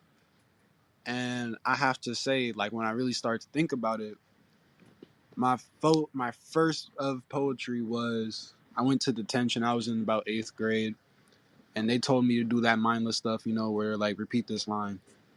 I'm not even gonna lie to you. That was like my probably like first mental breakdown because all I wrote was why. By the time I got to the end, I was just like, I still was asking why because I was sitting there like, you know, just like I didn't even do anything to get in that position, but all those little questions why I kept coming to it. I kept coming to it, but that was like my first. But since then, I've cycled through different poetries and whether or not I had rhyme scheme or not, I'm just giving food for thought. So if I address the elephant in the room, please understand that that elephant's not going to step on you. And if you get stepped on, that's just ignorance because if an elephant steps on you, that's a choice. The elephant knows how big it is, all right? So I'm just prefacing that with I'm giving food for thought. I'm especially thinking about my other uncle in the sense of I'm about to talk about police officers, but I'm talking about police officers in America. But what I'm really talking about is police officers who are disrespectful, which is two completely different universes. I don't really believe in good cops, but what I really don't believe in is evil people. They can do evil things, but you have to question with this poem that I'm about to drop. What does it mean when in a kingdom where no one is allowed to be exiled? What does it mean if you are exiled? So let me just open it up and go there. Stage is yours, nephew. Go ahead. Title is Trespassing. Here and gone another let me start over. This is my first poetry slam. Anyway. Here and gone another passing soul put to rest. Gone and go, touch and grab, go too fast, crabby, crabby, crabby, go get some more. Grabby ideals with good intentions, my chillin', doing better than I. Another offender for the defender, when will it stop? Take responsibility, get another cop, space police, real police, fuck your pronouns. It's obvious my religion when you put the guns down. I'm a tree, call it life before you burn it down. We together in this effort, don't mess around. You're a 5-letter word, what did you expect me to say? A man with a gun on his hand, you're a boy, now power, power, power. Where's my respect? I am your pharaoh, just another king? In days of old, you'd be exiled fucking with me. Ga mean, ga mine, ga meanie, a genie. What do you have you in your hand that feeds? Who really are you? A man with a badge melded with no purpose. Do you not realize our children look up to you? A shame, a new low, another lost soul. You dug your own grave, now lie in that tomb. Now you believe in God? No, I am no fool. Even a jester knows their place. As for you, you deserve no grave, not even unmarked. Travel to your promised land and never come back. I at least can do that for you. Some fates are worse than death. You'll be lost in history. You already are looking back. This place is not your home. However, I'll give you a choice. Put that gun down and I'll allow you to fight. No, no. Keep that badge on. I can see it dipped in blood. You enjoy this, don't you? Don't stop me now. These are your unbridled wishes. You're my prince now. I will show you your king, your lord, your savior. Shh. I will savor this. You will love thy neighbor in your unmarked grave. You seem to have forgot your place. I am God here. You are a man, a waste of space. Now when I say jump, you're already in my hand. New to rest, I say amen. You may fight now, kill yourself slowly. You make quicksand seem enjoyable. I want you to struggle, squeal if you may. It's already too late. I said amen. This is your coffin every time it rains. Be thankful, Mr. Policeman. You will grow once again, where your children's children will play, an unmarked grave. You will be thankful for your lost soul in history. If you hear one little peep, I will play you the song when it rains. Shit like that, shit like that, shit like that, shit like that. Dom the Mongo, Mongo. Dom the Mongo, Mongo. Dope. Dope. Definitely dug the sentiment of this piece. You know, in our society, unfortunately, you know, you put certain people in power of position and they take advantage of it. You know, a prime example is the recent case of Sonia Massey, you know, and you know how a police officer was called for assistance and end up murdering, you know, the individual that called. And this is a everyday thing now, you know? And I really dug the awareness, you know, and to speak about these individuals who pretty much, you know, think they have a carte blanche to be judge, jury, and executioner. I mean, this was profound. This was profound.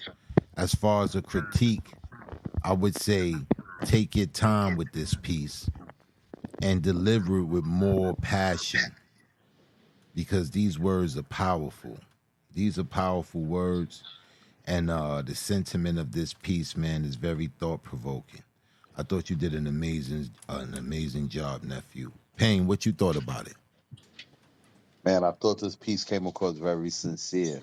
Um, and I understood. I just understood that not so much the tone of the piece. It just felt very sincere. And the writing was good, man. And this is just coming from a different perspective. I mean, even though we all see the same things, it's just having a different voice talk about it. And I agree with Black when it comes to you just getting comfortable with the piece. It's just gonna get better the more you read it, in terms of performance. But I thought this was a good piece, brother. Thank you. Most definite. All right, nephew. You came on Iron Sharp if Iron. And you know what I'm saying? You popped your cherry over here, man. I'm really digging this piece, man. This was a profound piece, man. Definitely a profound piece. Thanks for sharing it.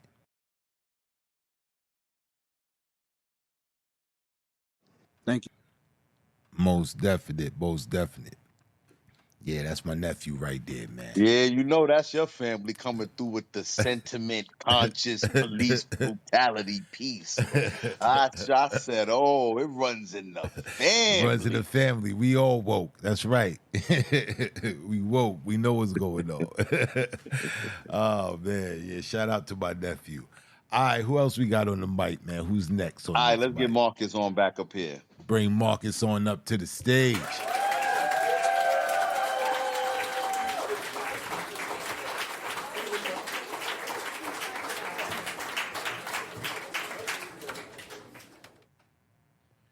Marcus, what's going on, my brother?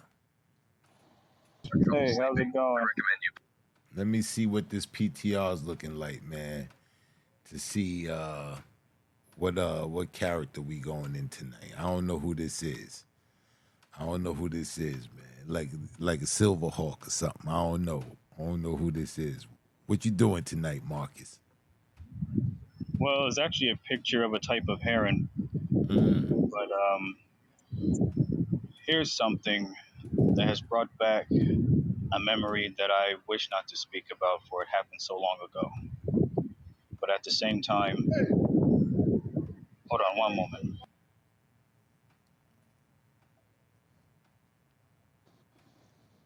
Marcus' background sound like a 1970s movie. Hey, Tom, turkey. Hey man, tell Gus to give me my money, man. He owe me $10 from last week. Your man said, hey man, ain't nobody trying to jive you, turkey.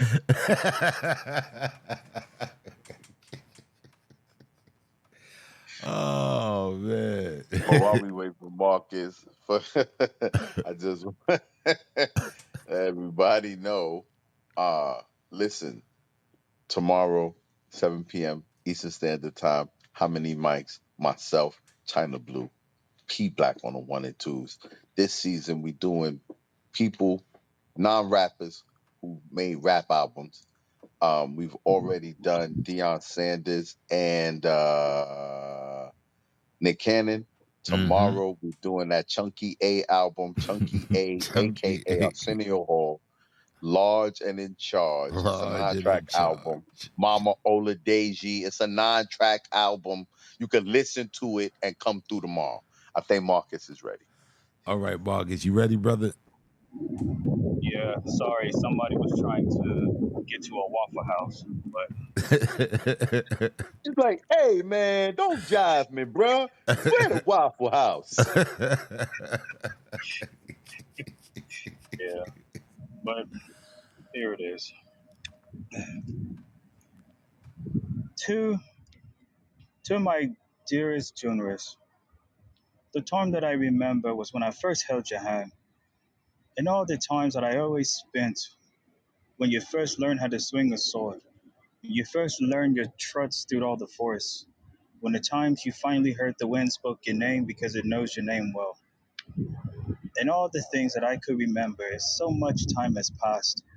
Remember your striking mother's face when you know your first words, and your mother her name in perfect baby tone. It was the greatest moments of my life when I was first of the king, and pretty soon you will become the one that could take my place. They may say that the woman's place is always with the queen, but sometimes she can take both roles if it has to be. And you will always be that one person that will be making great changes. Doesn't matter if you're a woman, you can do great things. Don't ever let a man say that you can't be more. And everything that I've taught you is best to be learned. But you'll know this a long time. Right now, you may be in your teens. It's been such a time since I seen your face when the eyes at bright shites. But I always know that you'll always be, because I'm always there with you, even when the stars know I point your constellations. In the time I remember was such bliss, and I know I could have been the greatest father. No, a pop. And all the times that I never regret. Raising a fine daughter like you has always been my greatest debt, which I don't pay because it's not a debt, it's a blessing for one to know. And I thank the gods every day for you, even though I'm not there any longer. Your mother will always be. She knows since she raised you well as I did. Treat my job. Hold on.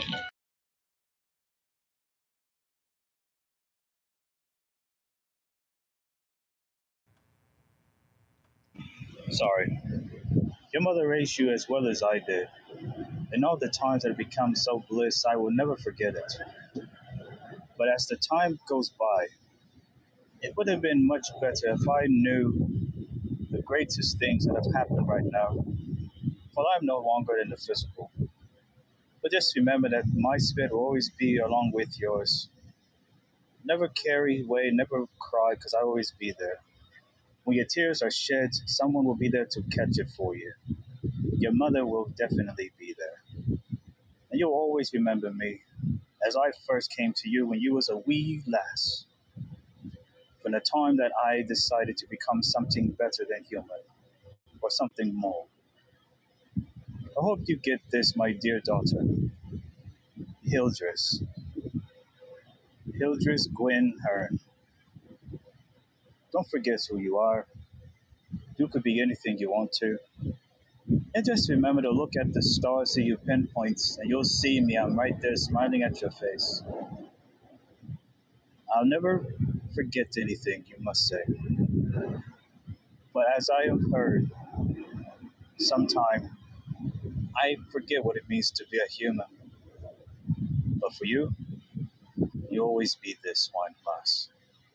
You'll be a perfect king as well as a queen someday. You can take both roles. You don't have to be limited to just one genre. Just remember that. Unlike any other woman, I know you do great things that I know about. Oh, it's time to go. You've talked long enough. So, if I leave with you to the path of this forbidden knowledge, will you show that my daughter sees the days that she can rule? Will you see that she'll never lost her way? If you can, then it is deserving.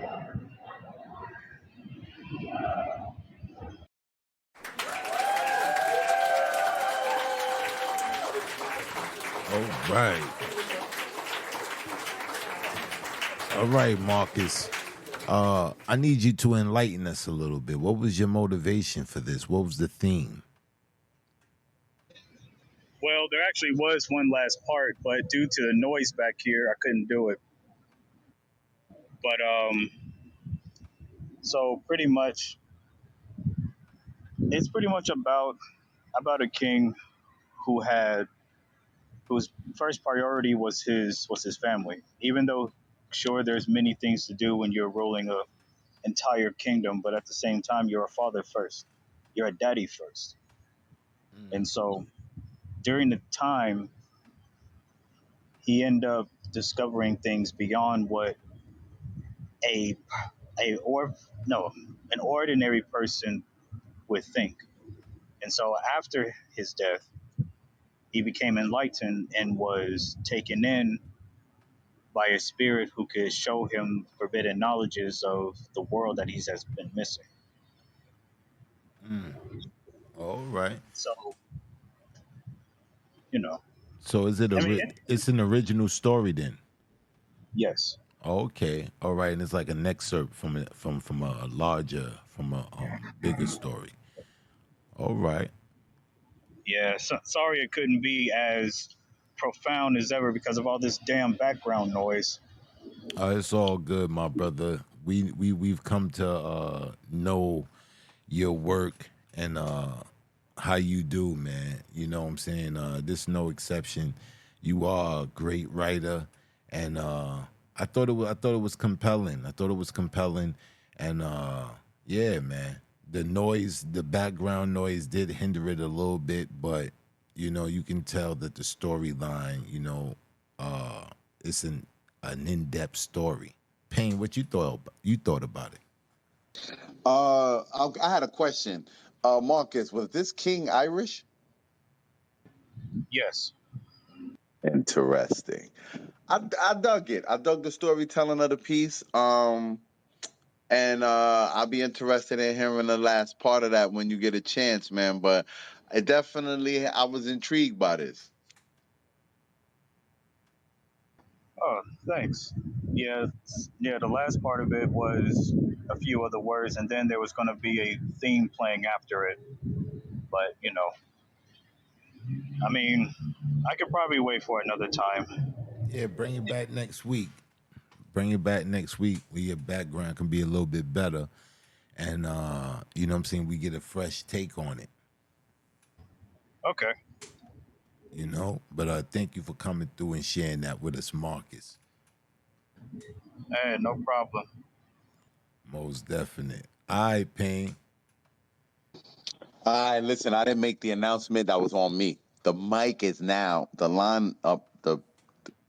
No, I'm trying to say The the mic. lineup is officially closed. So all of y'all that crept in after 11:30, I'm gonna let it rock because it was on me. I ain't say nothing about it.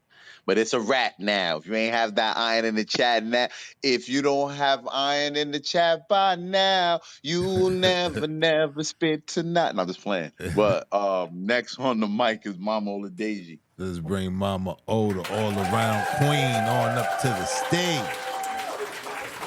You jive, turkey, you.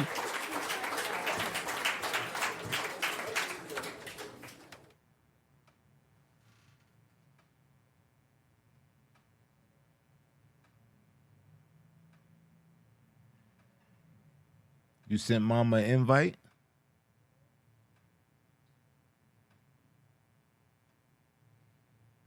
There we go. Hey, Mama.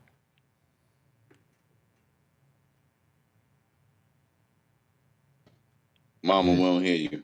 yeah. You ain't got no sound coming in. Maybe go out, come back in.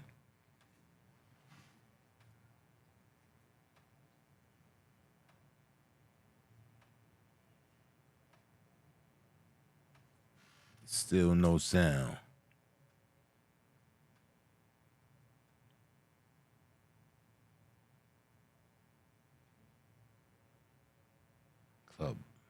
Clubhouse acting funny.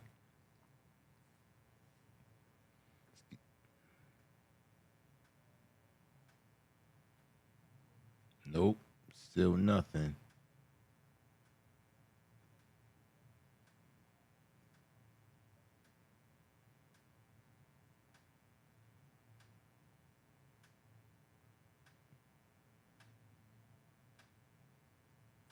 Yeah, we not getting no audio from you, Mama.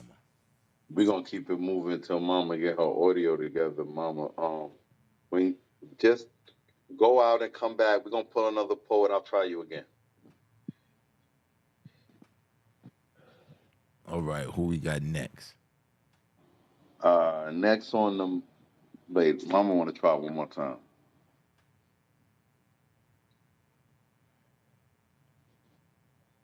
All right, we're gonna Nah, Mama, you don't even have a microphone when you get up here. All right, now try to unmute. Yes, I don't know. Yeah, no sound coming through. All right. Shucks. All right, next on the mic is Joe, Uncle Let's Joe. bring Uncle Joe on up to the stage.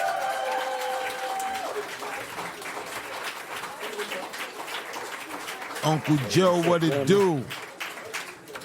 Poetic Black, what's up, brother? I'm good, my brother. I'm good, man.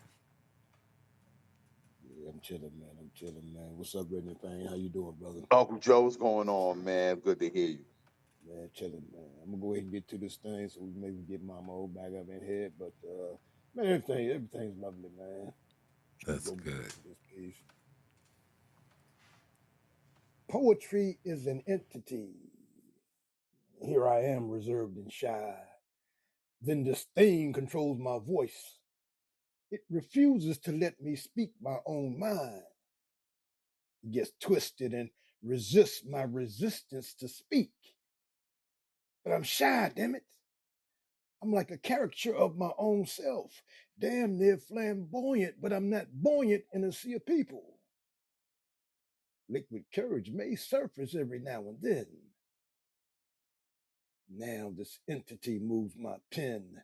Am I saying what I want to say? Or am I being Ouija boarded with one force holding the planchette? Did I forget I was shy? I hold myself in a minimum security prison. I've sentenced myself on several occasions, only to be constantly paroled. I was a modern day Serial de Bergerac. I wrote the heat for all the wannabe Macs. I don't want to be seen, Jack, but this thing, this grabs me by the collar thing, this makes me make your lady holler thing, controls my voice. It lets the soul of my voice cling. It tells me things, private things, makes me write them down, things I never say. It tells on me. It lets you know what I'm into. My info is no longer private. My words made me a booty pirate. I guess I should write a disclaimer. That's what Dr. Fee told me. So they couldn't blame you. She, what you might call my personal sexual advisor. I've written poems I've never read because she's wiser. This entity called poetry is trying to make a hoe of me. I write the color of lipstick you offer me. Woefully, I tell my tale of stories. I think I even snored a poem one night. Hopefully, when I write gorier, the reader will develop a case of hell nah, he ain't right. Then I hear a fine queen recite so sexy. This entity screams, do a cat collaboration to call a baby. It's an abomination to my situation. Introverted personality with an all-inclusive pen. It's a curse to know what to say and when. There's not a wall built I haven't gotten in. There's not a door I haven't gone over. Count them 1, 2, 3 proposals, not a single visit, just from pros. Y'all ain't hearing me. She rocking you, but dreaming me. Chameleon ink. I can blend right into whatever you think. I can count how many homes have been saged, trying to erase my presence from their mental pages. 2 a.m. I feel a presence touching me. I'm hearing the perfect flow of voices telling me, yeah, that's good. I have the wherewithal to write it down. I step to the mic, get my lyrics twisted, get my tongue tied. Just when you think this entity is on your side, she gets quiet. She has you lying about a poetic diet. That's French for hiatus. However you say there's lack of words until the show ends. Now you have a million words to spend. She goes by many names. Some call her Mojo. She's not my muse, though.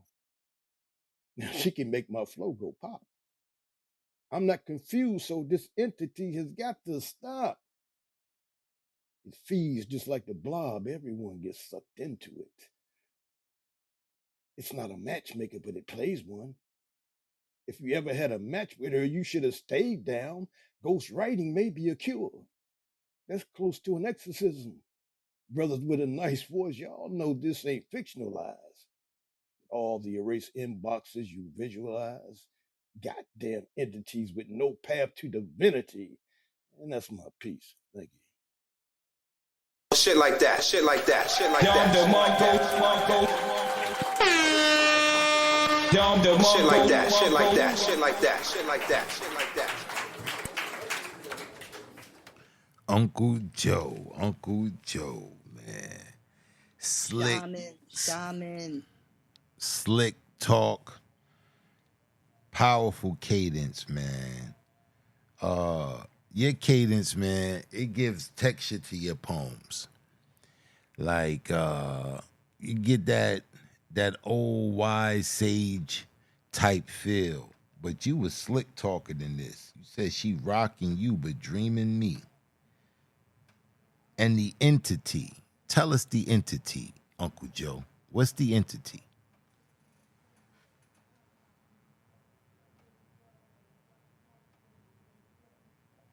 You on mute, Uncle Joe. Oh shit. Thank you. Yeah, the entity is like this force that takes over your body, you know. You can feel the entity, but you can't see it. But you know it's there touching you and probing you and moving you in certain directions, you know. I thought this was powerful, man. I thought this was a powerful piece. I thought it was a slick, witty piece. And it was performed beautifully. You really hit the tones, the highs and the lows of this piece, man. I really enjoyed it. Payne, what you thought about it?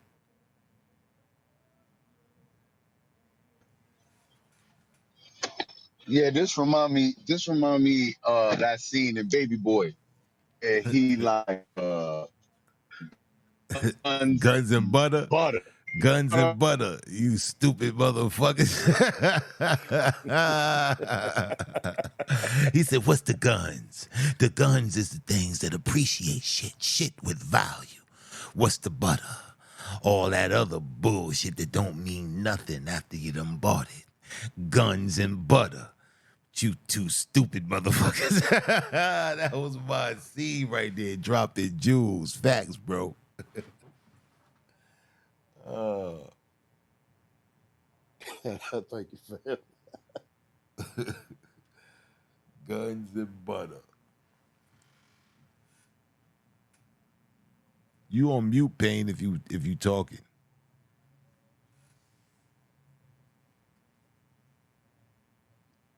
Mic check, mic check. Yeah, we can hear you now, Mama. You good? I don't know if All we right. got. I don't know if we got Payne. You might be taking a bathroom break. All right, but thank you, Uncle Joe, man. We appreciate you, man. Dope piece, man. Dope piece. Thank you, appreciate it, man. Definitely.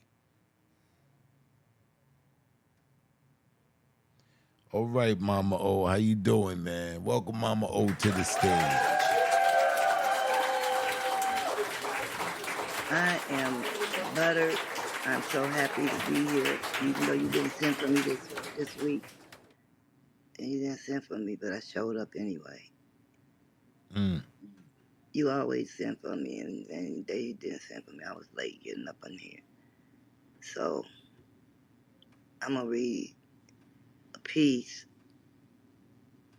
because that's what I do when I come up in here. Do your thing, Mama. You got it. Okay, I'm reading a piece called Bitches and They're Here and Willie Lynching. Okay, go like this.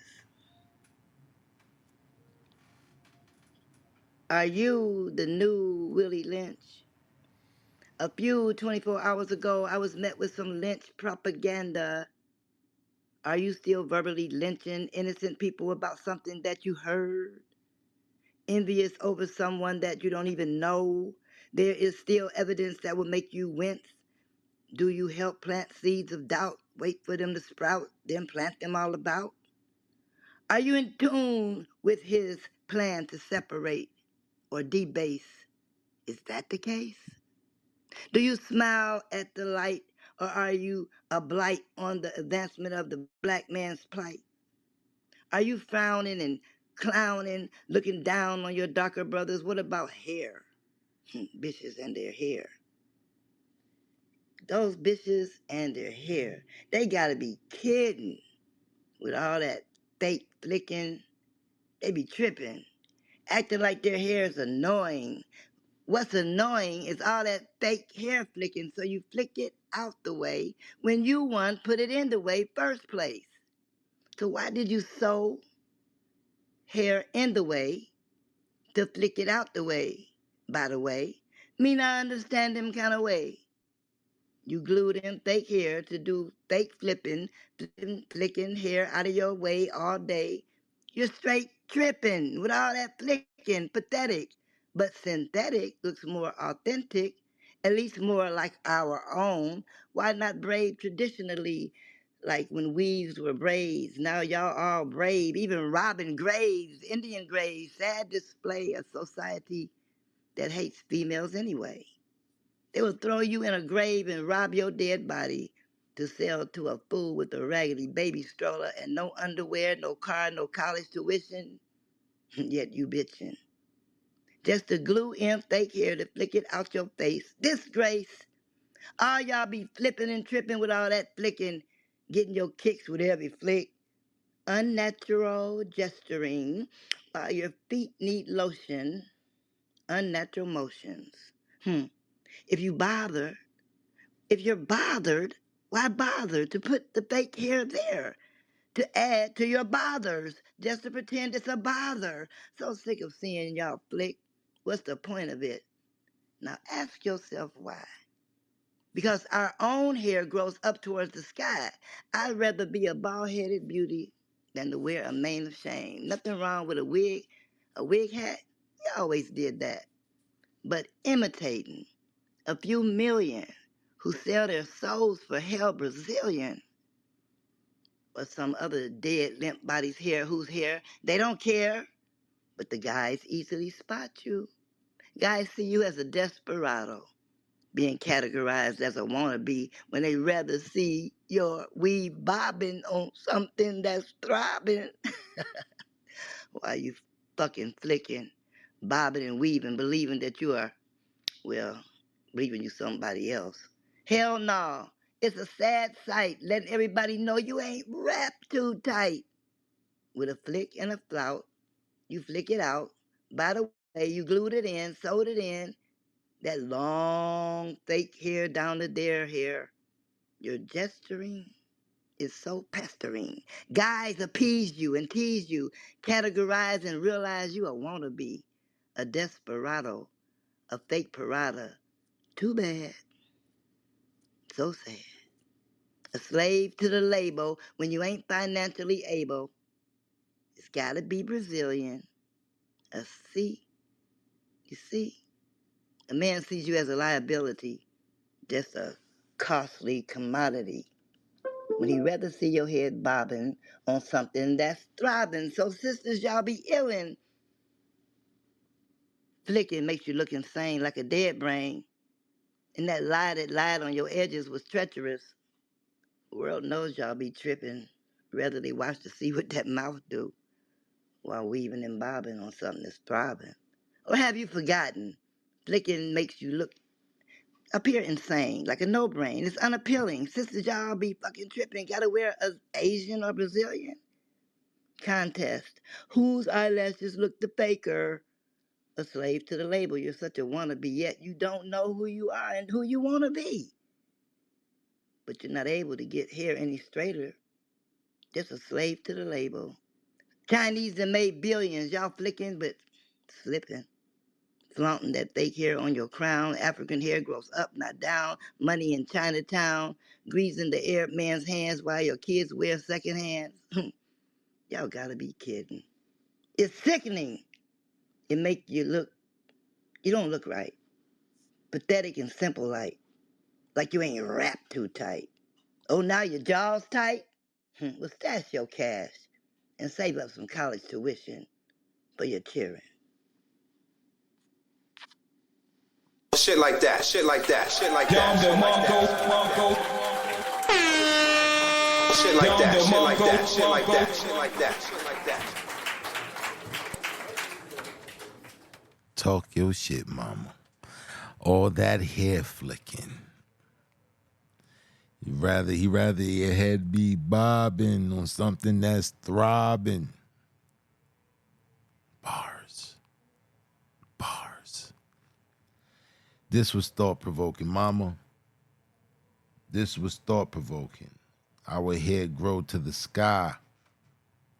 I thought this was dope awareness, man.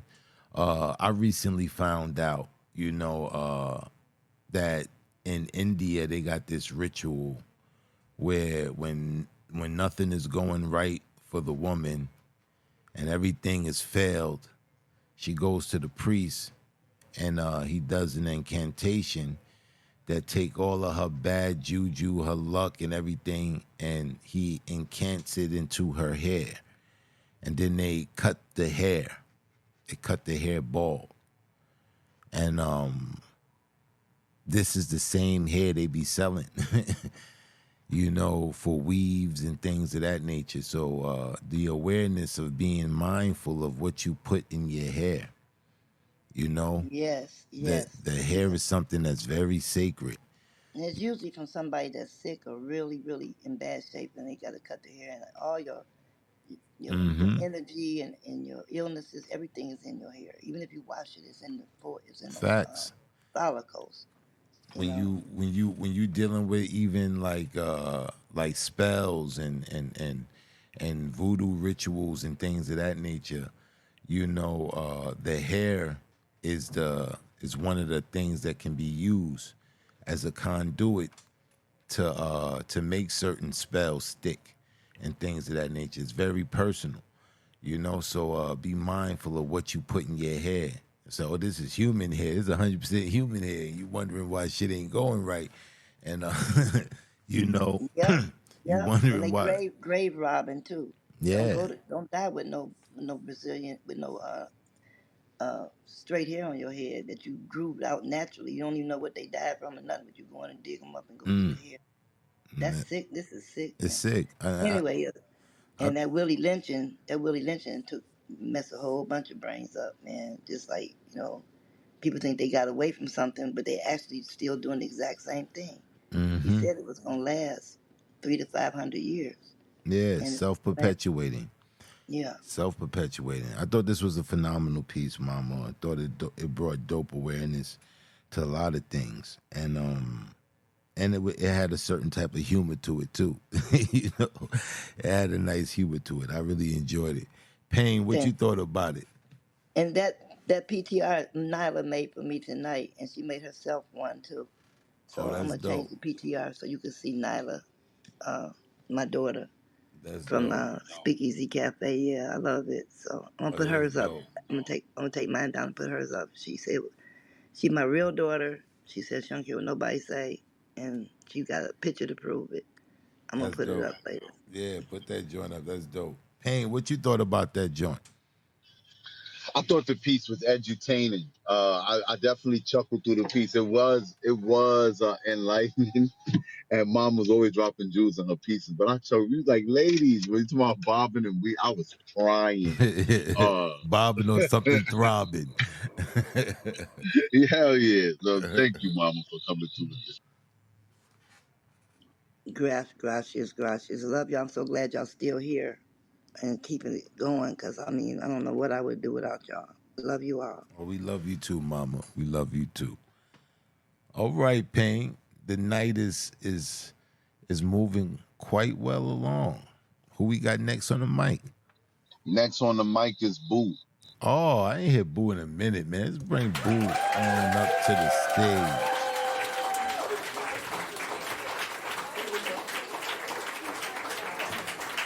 What's going on, Boo? Not much. Good evening. How are Ah, you? it's a beautiful evening, beautiful evening. What you got for the people this evening? Something I just wrote for my friend's prompt. So, alright, I will grab it. It was like, I don't have a title yet, but golden ambrosia, sweet and beguiling, sip me dry like barley on the rocks of majestic meadows. Repetition entices our passion play. Your essence flows down my throat, a warmth that unfurls like a quiet tide, transporting me to a realm where the world dissolves, where nothing endures but this fleeting moment, this fragile peace, lingering in stupor upon desire's wet skin. Poetic words are the body's dialogue. Take your time in a rhymely manner. Body speaks in liquid languages unknown. Punch drunk and intoxicated on verse, we drink up the flames of yearning passion. A purity potent, the universe immense, colors prismatic, shifting, etched on your face where there are no names. His grace and touch my lips as parted intentions rise, No journey too distant, no taste I'll decline. Perfect cadence flows script to hip, sacred words profound. Nibble between starry eyed scribbles, intricate threads that won't sever. My solidarity constant in a reality that wavers beneath my feet. As inhibitions fall to the floor in skeleton garments, worn by scattered ghosts, surrounded by bones of eternal altars, ablaze with passion in streaks of brave blue fire. And poem. Shit like that, shit like that, shit Dom like the that, shit Mongo, like that, shit Mongo, like that. Dom the Mongo, Mongo. Damn, boo. This sounds a little sophisticatedly sexy.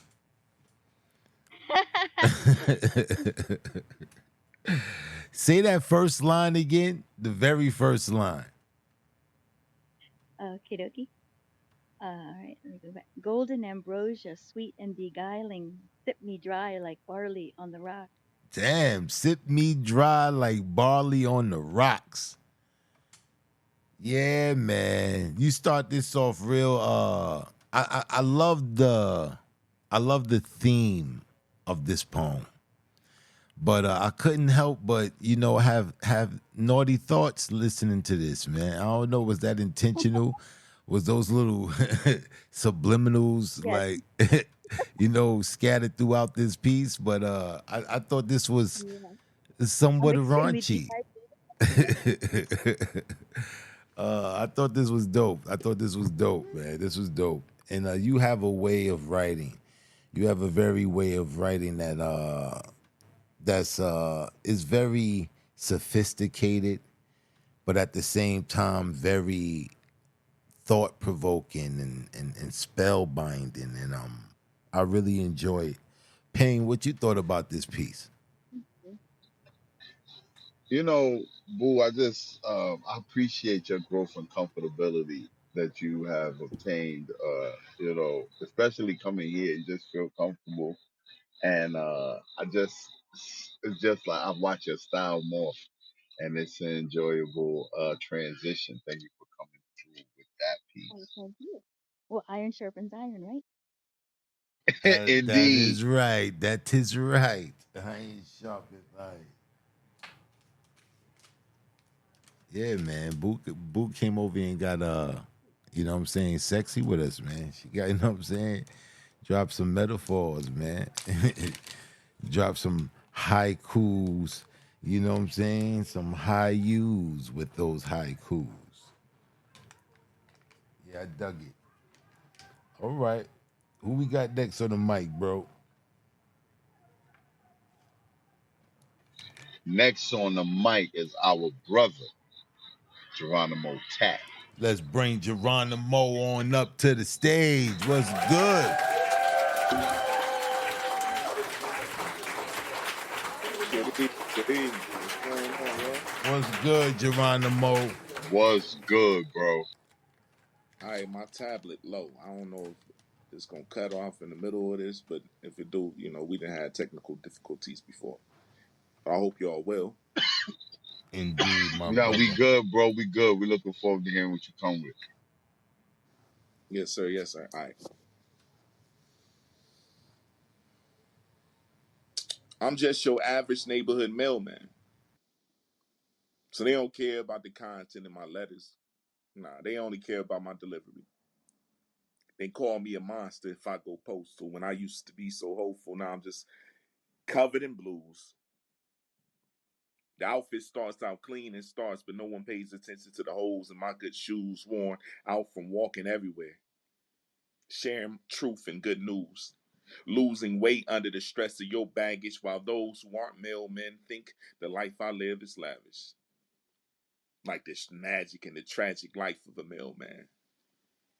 Like I don't wear the scars from vicious bitches biting me, gnashing at my throat, hoping to get their teeth inside of me violently, praying to devour my voice box, not just to eat what's inside, but to make my voice stop and stop my deliveries from making it on time. And I do my job with honor, But I'm not sure if I'm truly brave or if these letters will send me to an early grave. I don't give them eye contact because, you know, the mailman's gaze makes them start sparking a lot of barking, so I prefer to deliver outside of those apartments. Or I just carry mace. The other mailman act like it's a disgrace or just a waste. They say just speak up with a lot of bass and that'll keep them dogs out of your face. But most of those guys work at the office, so they don't even see action often. I just try to take the proper precautions because running away from them is exhausting. Just leave you covered in sweat, dirt, blood, and paw prints. And I just want to deliver these letters. These letters that make eyes open up in the world see better, a world that doesn't worry about the look of the package. In fact, how much should it matter if the contents are still intact, but I'm black and blue with rubber missing from the back of shoes and the supervisor giving me another route when my last package is due? Dehydrated, struggling from anxiety and leg cramps, dirty, tired, and hungry with no stamps under a scorching sun. And I pray that the photosynthesis that's implants could be implants and give me the energy because my battery's drained from using too much empathy. I just hope one day they actually remember me. But no one commits a mailman's name to memory. Hell, I even fed X's until they was full but still looking for a bigger package. And it still don't matter if your delivery service was above average because a mailman got to deliver that check no matter if my supervisor changed the schedule, no matter in the change of weather or the strangest weather. A man's laughter can turn into manslaughter and I don't have to change a letter. My mother only had 2 boys that both deliver letters. She's the first mail carrier. So please, if you see me in your area, hold your dogs back and read the letter before you get annoyed. Understand that a mailman that's a father and gainfully employed, we don't get a break. We take knees. We don't get to take knees like Kaepernick. We take knees like George Floyd. I don't know when it became trendy to paint mail bad, but I can tell that y'all would go nuts if you saw what I was holding in my mail bag. So I hold back and earn an honest living delivering these letters. Hoping one day y'all realize a good mailman makes the world better. Origami. Shit like that, shit like that, shit like that, shit like that. Shit like that, shit like that, shit like that, shit like that, shit like that. Fucking genius, man. Yo, man, Geronimo, you're so clever, man. You're so clever. What's the name of this piece? Mailman. Mailman. I said black male. You know, black male, like, you know. But this joint right here, man, it has so many different entendre meanings. Like, it has so many dual meanings. And you hit on so many different points in here, man. How, you know, how males are bashed. You know, I was talking to my daughter just the other day, you know, about the appreciation, you know, showing appreciation. You know, a lot of times, you know, for men, we get the bad rap of, you know, we just got to show up. We're not looking for an applause. We're not looking for, you know, any accolades or anything of that nature. We show up. We show up in pain, you know, when we tired, when we don't feel like it. And it just goes unrecognized. And this piece right here, man, really highlighted that, man. It really highlighted, you know, the things that we go through. And I love the parallel you drew with going postal. You know, some people may not remember, you know, where that term comes from that post office individual that came into the post office and went ballistic and started shooting everybody's ass. Yeah. You know, Yeah, and that was crazy. And, you know, that it coined that term, going postal, you know, but all that pressure, that's what it does. Day in, day out, you know, being the butt of every joke. Oh, you ain't shit. Black men ain't this. We ain't that. We ain't this. But we still, you know, carry on. I just thought, man, this was just so dope. And the awareness that you brought with this piece, so cleverly put, into this storytelling that you do, man. And this was just genius, man. I thought you did an amazing job, my brother. Payne, what you thought about it?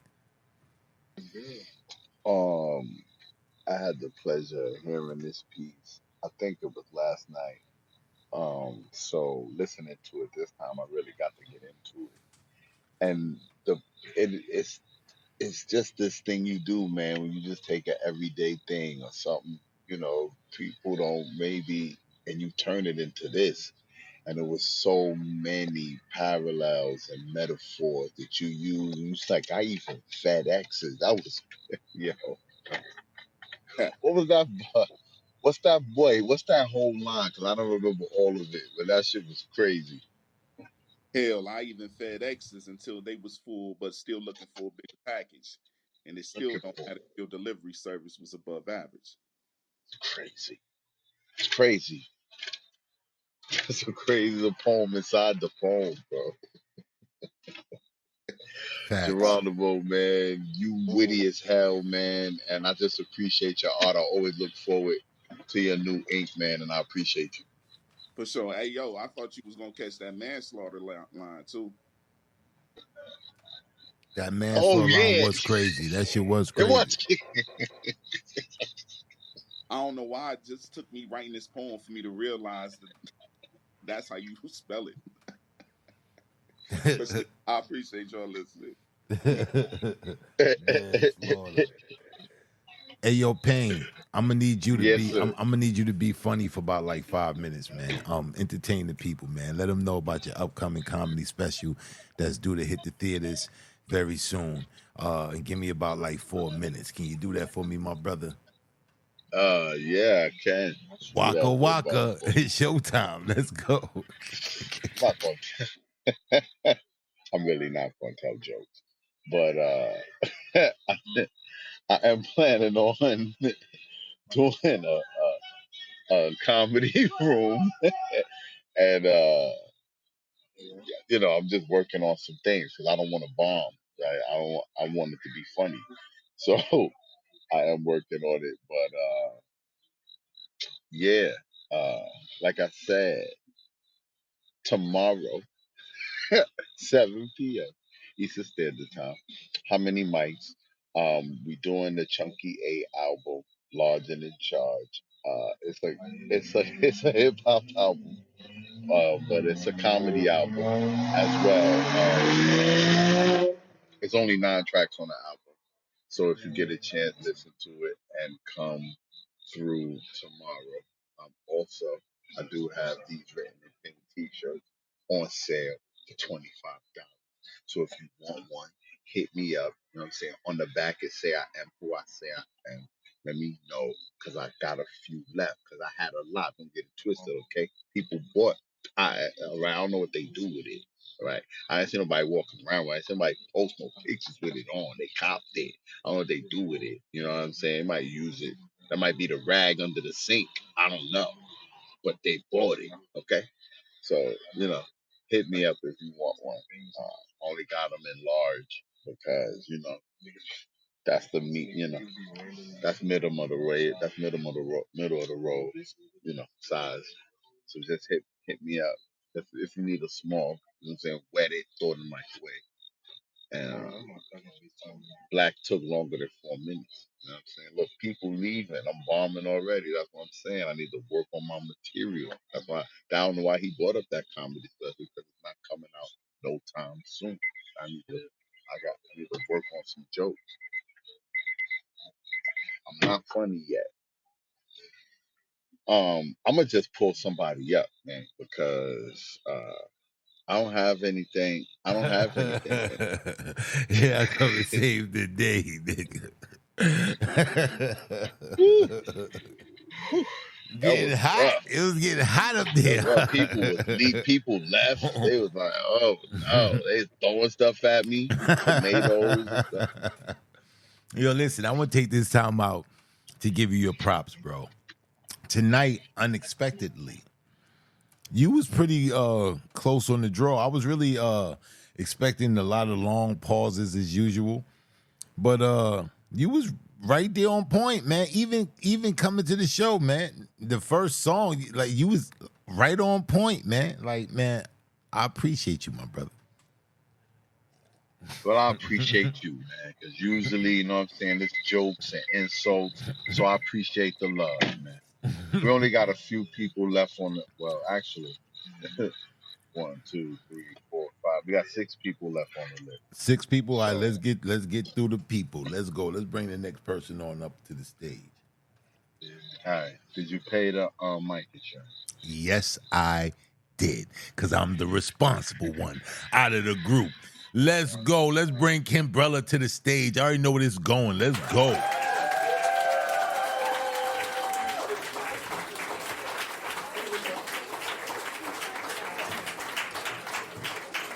Peace, family. Peace. What's going on, y'all? Peace, Queen. What's good with you? I'm good, hanging in there, man. Recovering from COVID. Oh, Man, man. y'all be careful. It's another round going out there. That strain. It was manageable, but it ain't no joke. So I'm still not 100%, but I'm good enough to be here, get some energy with y'all, and do what we do in the name of art. Facts. Feel better, Queen. Feel better.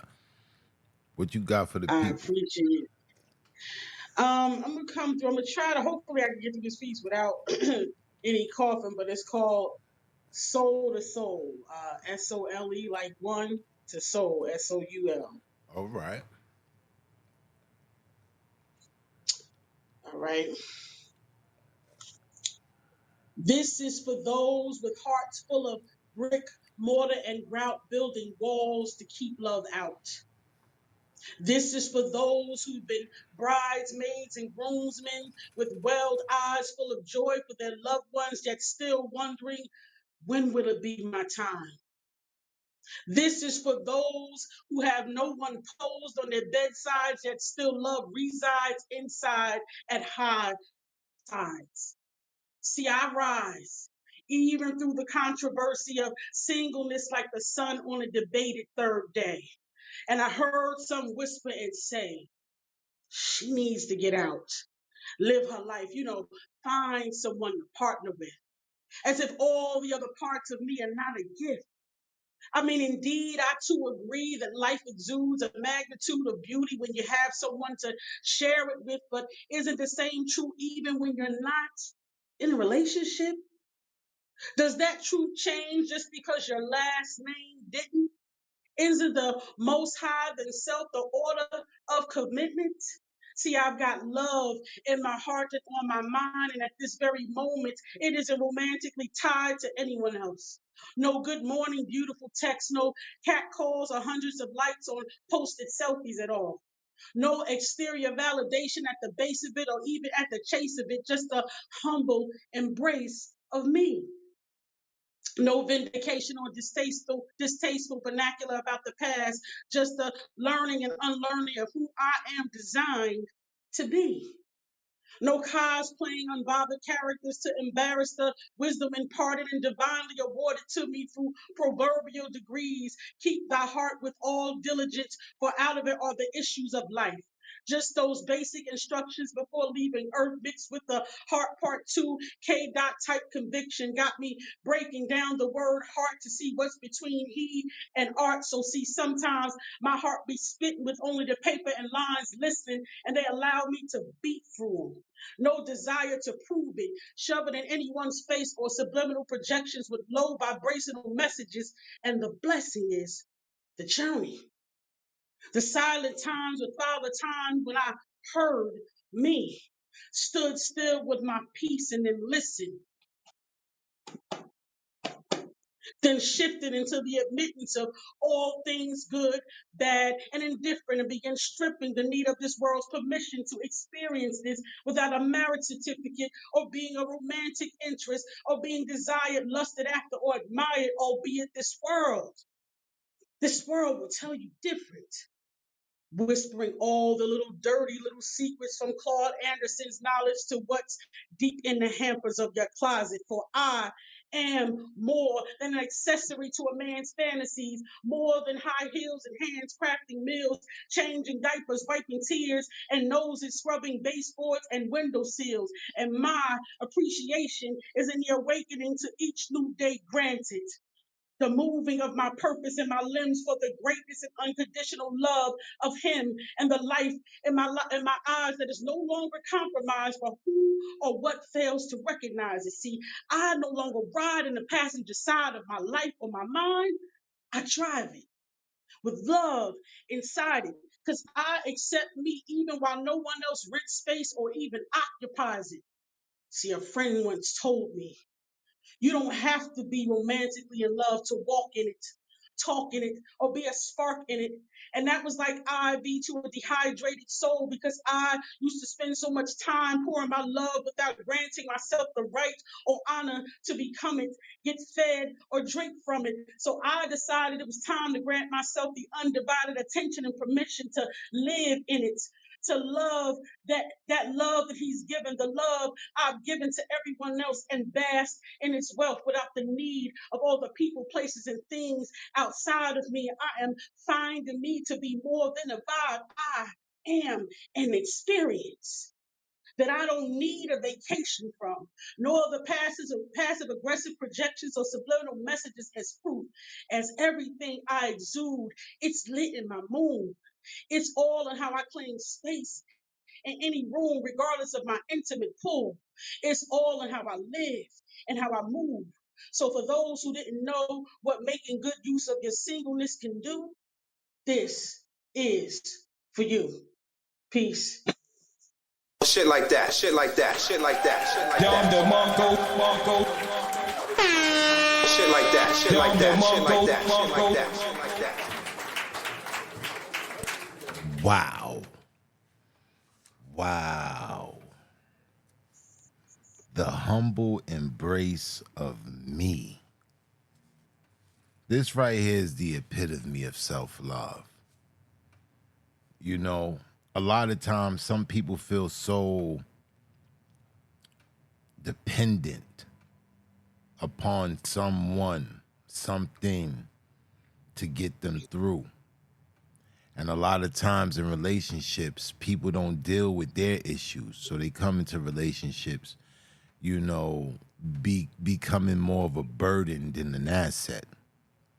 That part, You that know, part. yeah, and sometimes it's just better to work on you so you can be, you know, you can be an asset in a relationship. But a lot of people miss that part. They skip that part. And that's why a lot of relationships fail. You know, Mm-hmm. you talk so much truth in this piece, you know, accessories, being an accessory to a man's fantasy. I'm more than that.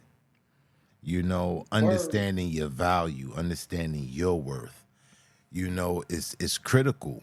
It's critical in, you know, maintaining a long-term relationship.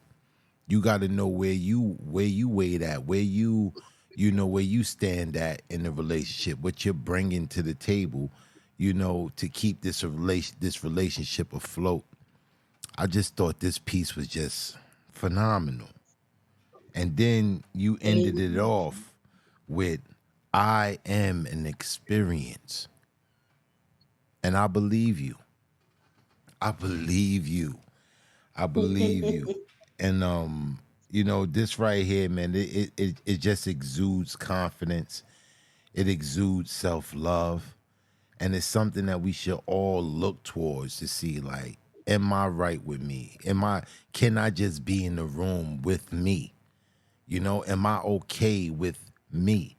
And seeking validation from something other than you is always going to be Right. problematic in the end. You know, you need to get that, or really get that self-validation from within, and not to be codependent on an external source to give you that validation. And this poem, man, it hinted at all of that, man. This was an experience. And I love this piece. It was profound. Great job, Kimbrella. Payne, what you thought about it? Um, you know, this was like a poetic TED talk for the soul. I like the way you said that. Yeah, that was dope. It really hit like that. What did you say? You want to get in the middle of, I don't want to miss where you said you That trying to heart see joint. what's between Yeah, the the heart joint. E and the Oh, art. that shit was crazy. That was crazy. Yeah, yeah, that was when I said I was saying just those basic instructions before leaving Earth mixed with the heart part two conviction, K dot type conviction got me breaking down the word heart to see what's in between heat and art. Ah, That shit was crazy. that was crazy. Kimbrella, I'm at, with you, it's like we already know what to expect, but we still surprised by what we get. It's a weird thing. It's like, But I appreciate that, yo. That says a lot, man. That believe it or not, you telling me a lot. You telling me you can still hear I got that hunger for what I do, and that is like that is a big, big compliment. Because you know how we can do, we get bored with our own stuff sometimes, and indeed, stuff starts indeed, sounding the same, and you're not really indeed. feeling it right in. But I'm gonna tell y'all a little bit of where this piece came from. My daughter said something one day. One of her father's friends was like, "Oh man, look at your daughter. She's so beautiful, man. You better get your gun." You know what they always say? You better get your gun because little boy's gonna be after her. My daughter gets home. I'm wondering why she all frowned up. I'm like, "What's wrong with you?" She's like, "I ain't like what that guy said." I said, "That was a compliment." She said, "Yeah, but why does my beauty always have to be at the satisfaction of a man? Why can't I just be beautiful just for me? Why did that have to be for the lust of a man?" I said, "Whoa." Then I thought about what she was saying. I'm like, yo, that's true. That's true. Why does anybody, whether it be male or female, why can't you just be beautiful as you, not for the attraction or the lust or the desire of somebody else, but just beauty in your own right? Facts. I was like, "Man." That's profound. That's absolutely profound.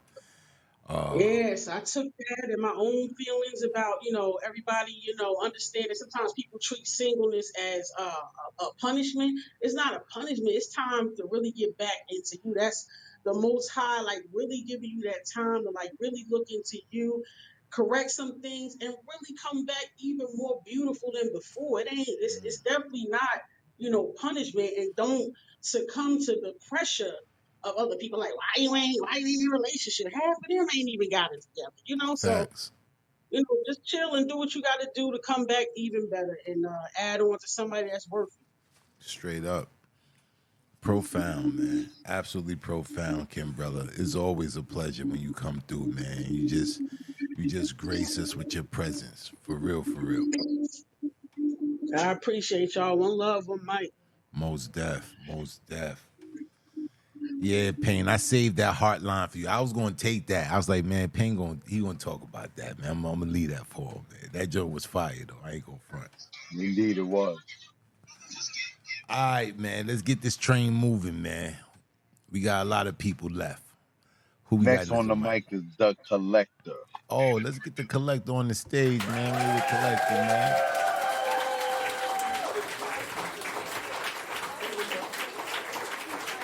What's going on, my brother? Yo, yo, yo, what's going on? What's going on? Ain't nothing, man. We chilling, man. We chilling, man. What you got for the people this evening? Yeah, I wrote something new. I've Okay. been working on it for a little bit. It's a bit of a departure from what I usually write. So I figured this would be a good little spotlight. You know what I mean? This would be a good stage to put this on here. All So right. I'm gonna go ahead and run it through real quick. All It's right. called The Villain's Manifesto. The Villain's Manifesto. I'm liking the title already, man. Stage is yours, King.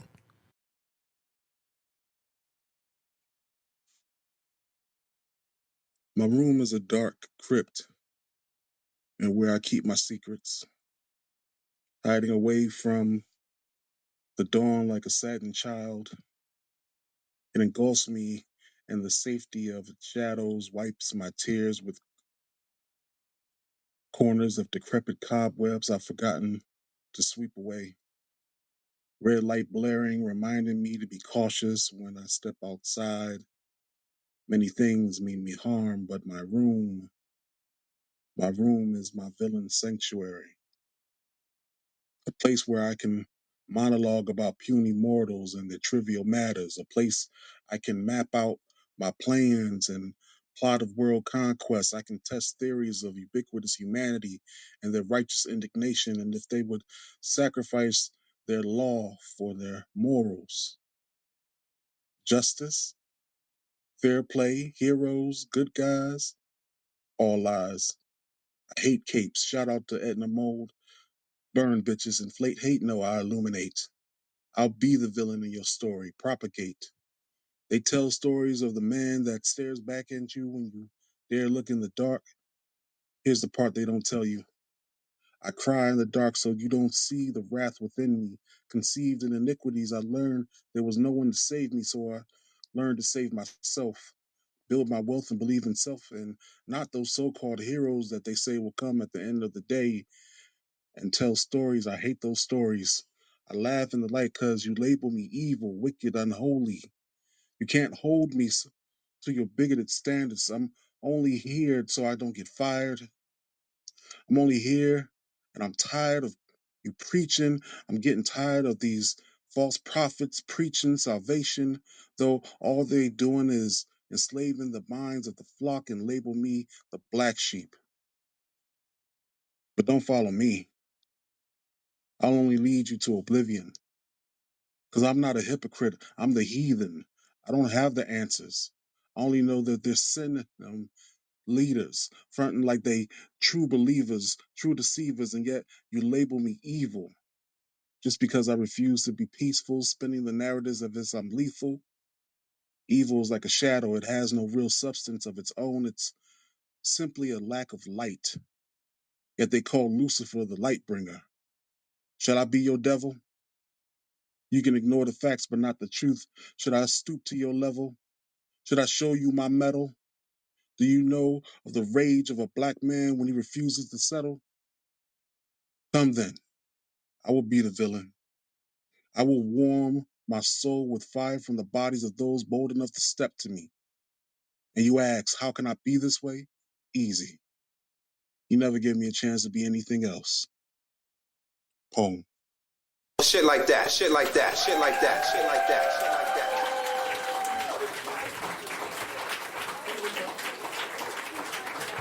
Wow.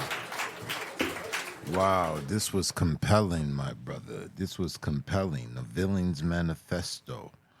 Decrepit cobwebs that I forget to sweep away. You set the scenery with this piece. Got a real melancholy type flow. And the person you're illustrating in this piece, I think is more of a hero than a villain. You know, a person that can come to terms with who they are being real. Because sometimes we blur the lines with being righteous and religious. You feel me? So this I think was a righteous poem, man. Was a righteous poem. You know, a poem that's, you know, talking about being true to self. You know, a lot of times Exactly. you find these people that, you know, they faking the funk. You know, they wonder, oh, why you ain't come to church on Sunday? You know, all the while, you know, your heart is more pure and more cleaner than half the individuals that be hooping and hollering. You know, half of the people that be you know, condemning people to hell and things of that nature, man. I thought this was a dope reflective piece, man. And I really believe that you're the hero in this story and not the villain. You know, this was very thought provoking, my brother, and I really enjoyed this. Payne, what you thought about it?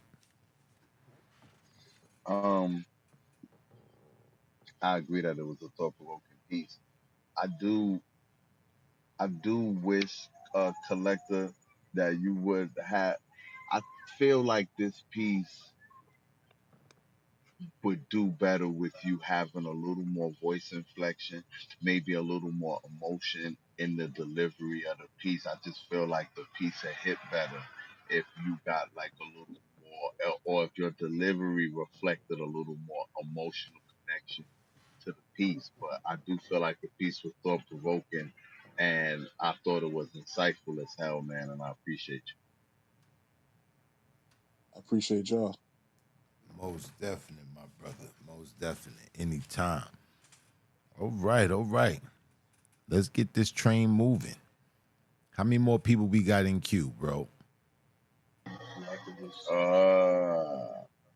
Yeah, give me a second, man, with the counting, bro. Next on the mic. Oh, we You got three can't, people. Three you people left. can't chew bubble Next gum on and the walk mic. at the I same cannot. time. I cannot. I cannot. Same time. All right, who we got, Uh, bro? yeah, some people. Wait, hold on, because I look like it looked like.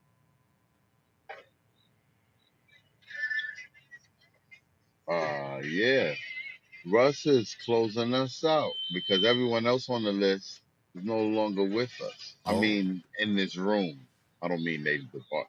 You know what I mean. All right. What So Russ is closing us out. what a dope closer we got. You know what Yeah, I'm it just saying? happened by happenstance. You know what I'm Oh, saying? The work. We about to give Russ what? the Yeah, work. let's give him the work, man. Let's The bring Russ work. on up to the stage, Let's man. bring him on up.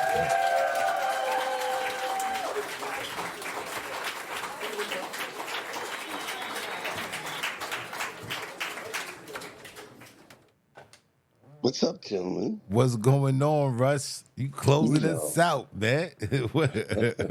As fate would have it. uh, well, yeah, man, I'm good. My head is filled with music, like a festival all day. So, you know, you know how I feel about all that.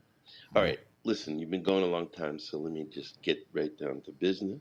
Hold on, Russ. You're the closer, man. This is not. This is a thing here. Iron Well, I Sharpeth figured. Iron. All right, we give it a little. We give it a little dramatic little thing. You don't got to jump right into it. All right. Okay, all right then. So, what do we got first then? Pain gonna Well then, closing us out tonight Uh, is Russ. hold on. Before you do that, tell the people what we doing tomorrow at 7. And All right, one for the one more time. Tomorrow, 7 p.m. Eastern Standard Time. How many mics? This season we are doing non-rappers who made rap albums, and tomorrow we are doing Arsenio Hall's album, Chunky A, Large and in Charge. It's a 9-track album, and check it out. Come hang out with us, and we'll discuss this album. I'm sure it is going to score very high on our list. we shall see. We shall see. All right, Russ. Closing us out for tonight. Go ahead, Payne. Do the spiel. Listen, we appreciate you guys for being here with us. We thank you guys, especially you guys for being here since the beginning. We appreciate you. We love you. You know we'll be here next week, 9 p.m. Eastern Standard Time. As Iron Sharpens Iron. But don't think we're not going to give Russ the work after his piece. Black, you're not going to deprive me of giving Russ the work. Oh yeah, we definitely give Russ the work after this piece, man. All right, We all give right, him the all work. right, all right. All right, Russ. With that all said and done, the mic is yours. well, I trust you both, so let's go.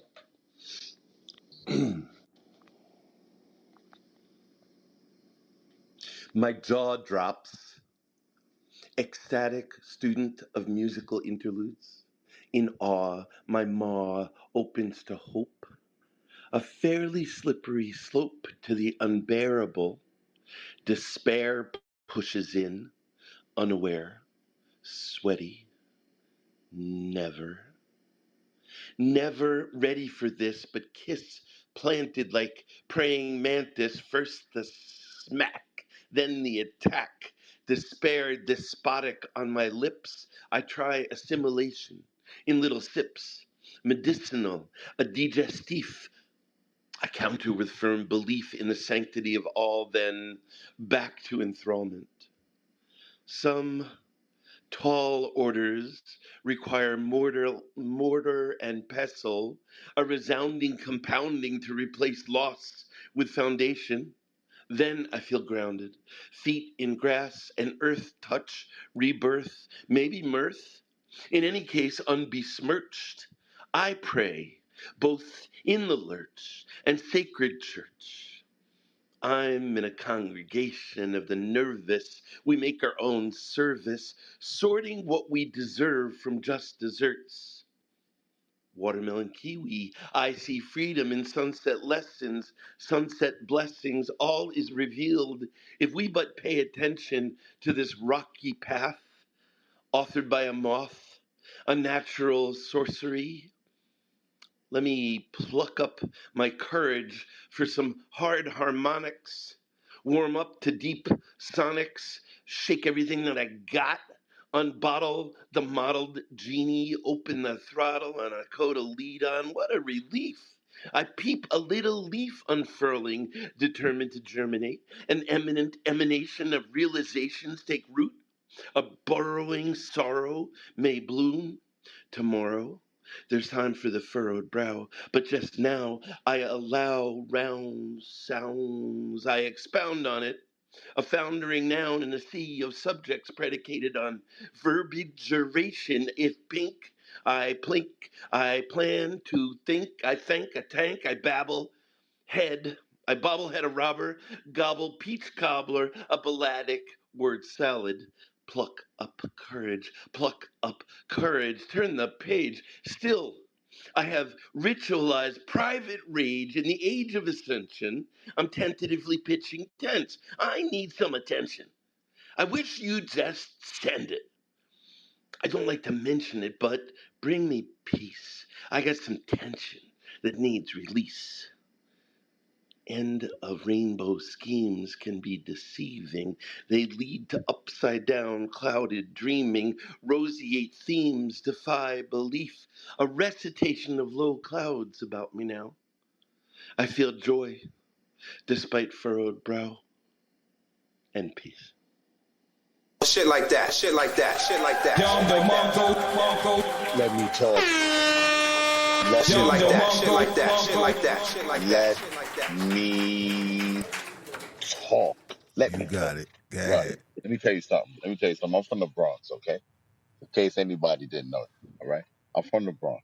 If I was starting a rap group in the Bronx back in the day, say this is the 90s, you are in my rap group.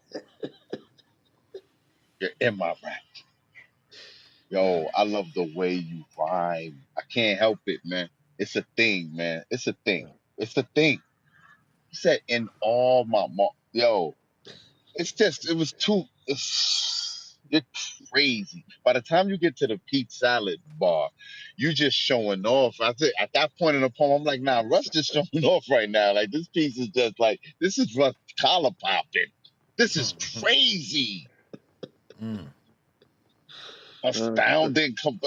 Oh my God, man. And then listen, if this is the work, Congregation of the Nervous is my line. I'm writing a poem to that. I'm writing a Facts. poem to that anyway. I'm you writing a do it. poem to that anyway. You do it. I want to hear it. I'm gonna give it to Black. Yeah, All I'm gonna right. give it to Black because I'm just gonna talk. Let Black get into the poem. The rhyme schemes, I'm telling you, in my rap group, you're in my rap group, Russ. I think Dr. Russ, that's what we Let's need. go. Let's go. Let's go. I thought this was a beautiful ode to music. And it was just so many different parts.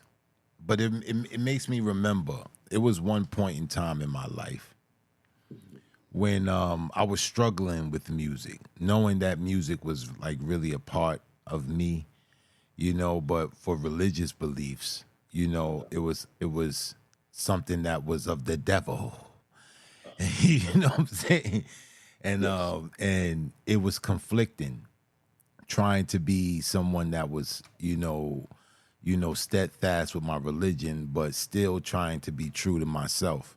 and I feel real connected with music. But one thing I found amazing, I got a chance one time to sing with a band, and it was amazing to see all of the intangibles, because a lot of time the musician don't get the hype. They give, the the Drakes and the you know what I'm saying, and the Luther Vandrosses and the great artists, the Marvin Gaye's, but we don't think about the music behind the voices Yeah. and the ability, to come together on a beat. Everybody playing something different, but everybody is on the same page. It's phenomenal, you It know. truly is. Yeah, I, and if you witnessed it, if you ever been a part of something like that, I know Pain. We've played with bands before, and to see how organized and how on point, and they can get to the exact note. No, you're off on this note right here. That's a G flat. It's supposed to be a G major, or and it's just amazing. But this piece right here, the line that stuck out to me, the pluck up some courage, mm, the pluck up some courage. It really resonated with me because Payne remembers when, I picked up the guitar. I told him, like, yo, I'm gonna learn how to play the guitar. Never played the guitar before, but I said I'm gonna self-teach myself how to play. You dig what I'm saying? And yeah. I got a newfound respect for guitarists once I start getting blisters on my fingers, and the aches and the pains, and I'm not pressing the strings hard enough, and I was like, yo, how do they do this with just effortlessly? Yeah. But this was an ode to music, the congregation of music. This was a phenomenal piece, Russ. So many different just parts of it. Feet in the grass, being grounded, putting my feet in the grass, that parallel, fire. Mm, I mean, it was just so much, man. Great piece, though, man. Great piece, man. I definitely appreciate you coming through with this piece, man, and I blessing us appreciate. with it, closing us out with it, in fact. I Well, hold on, bro. Hold on, not so fast. I may have skipped some. Uh, you know, it happens every once in a blue moon. Rarely do I skip somebody on Iron Sharpeth Iron. So closing us out tonight is 7. All right. Like you just skipped somebody last week. I just thought I'd just bring that up. But anyway, but yeah. All right. Closing us out is 7. All right, let's bring 7 on up to the stage.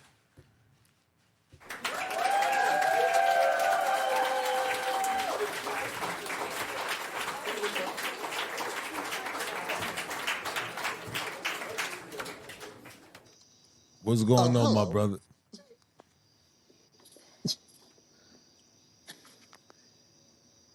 What's good, y'all? What's good? What's good with you, 7? How you doing, man? No, bro. My bad, bro. Pain stay skipping somebody. What's good with you, though, brother? It's all good. What you got for the people tonight? Let's see. From it's an old, yeah, I guess it's an old age. So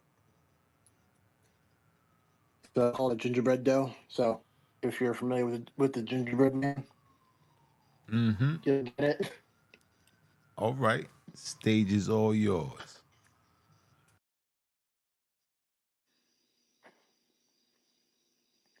Rule number one: you better watch your back. 24/7, you're under attack. Choose wisely. Like invested stock. Fuck the crooked crooks. Got watch your crooked cookie cops. Police brutality never ever stop. When they put their hands on you, it snap crackle pop. Looking for justice? There ain't none. Ritz crackers looking down on everyone. Prisons overpopulated in Cookie County, saltine crackers sell picking on brownies. Some sell out, proving they're a partner. Graham crackers, but just a little darker. Fortune cookies, future looks sad. Cannolis want segregation, so they mad. Baked goods, they all gone bad, not bad meaning good, but bad meaning bad. Tough on crime, make streets safer, only for the marshmallows and vanilla wafers. Black and white cookies, fighting on the news. Neutral Oreos, watching all confused. Jelly donuts, battered and bruised. Ho-hos on a stroll, getting used. A snitch named Flaky, he's very shaky. Can't be trusted, loyalty's a wreck. Left some in shock, but he's an apple turnover. So what the fuck you expect? Flicky never do jail time? Nah. Quick to telling you and me. And with all his bad ingredients, how's he still gluten free? And meanwhile, Crunch is on a shooting spree. And he doesn't care who it be, cause Crunch be crunchy. He kills with no remorse. He just shot Big Chunky. Chunky bigger than a horse. We're disciples who are nerds to crackle with the word, with who's talking in parables, but with a heavy lisp. Long hair and beard, just weird, beloved, and revered to his name, Jesus Crisp. On a corner preaching gospel about wandering in wilderness with lost tribes of gingerbread. Sacrifice will a baker show us paradise when we leave about this cookie jar. He claims to descend from the priest and of Hershey, but they treat him like a Mars bar. Kidneys are in hell for less than caramel, now they're burning off in calories. 144,000 angel cakes blowing horns, here come the cavalry. It's a kidney land thing, something went wrong, guns pulled, criminal got the drop. Officer down, it's 187 on the undercover lollipop. Belly of the beast, crime creases, me whatchamacallit, smoking Reese's Pieces. Just like you, I was appalled. I'm telling the truth, I ain't lying to y'all. There's a videotape of him breaking the law, sniffing lines of fun dip, sugar in the raw. Disregarding ethics, Twix's crew said 2 for me, none for you. Candy Lane is dangerous, never put your gun away. Saturdays are wild, but this is just a Monday. Damn. Either they don't know, don't show, or they just don't care. What happens as part of Candyland? Gingerbread dough. Shit like that, shit like that, shit like that, shit like that, shit like that.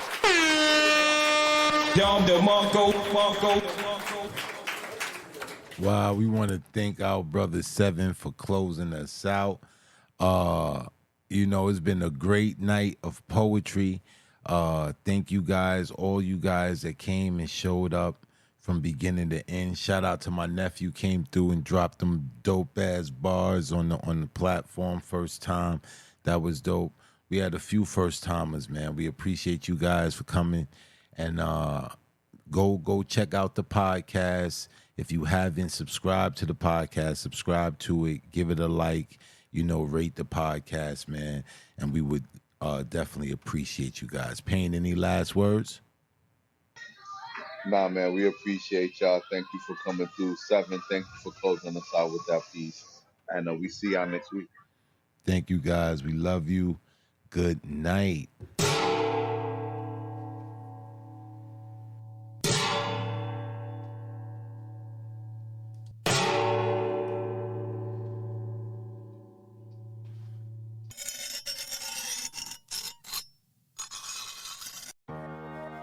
As iron sharpens iron, so one man sharpens another.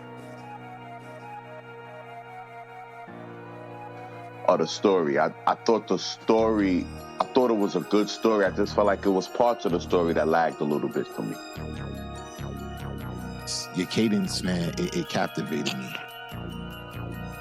Me, it's just the sincerity in the piece. I could feel that, and the emotion is always going to win me over when I can feel that it's real. So it was one of those pieces that where you're waking people up. You know what I'm saying? Bringing awareness. It was an awareness poem, and I really dug it, and I really dug the message behind it. Thank y'all very much. I really appreciate it. I appreciate the space. Are you ready to enter the dojo? Here Iron. Sharpeth. Iron.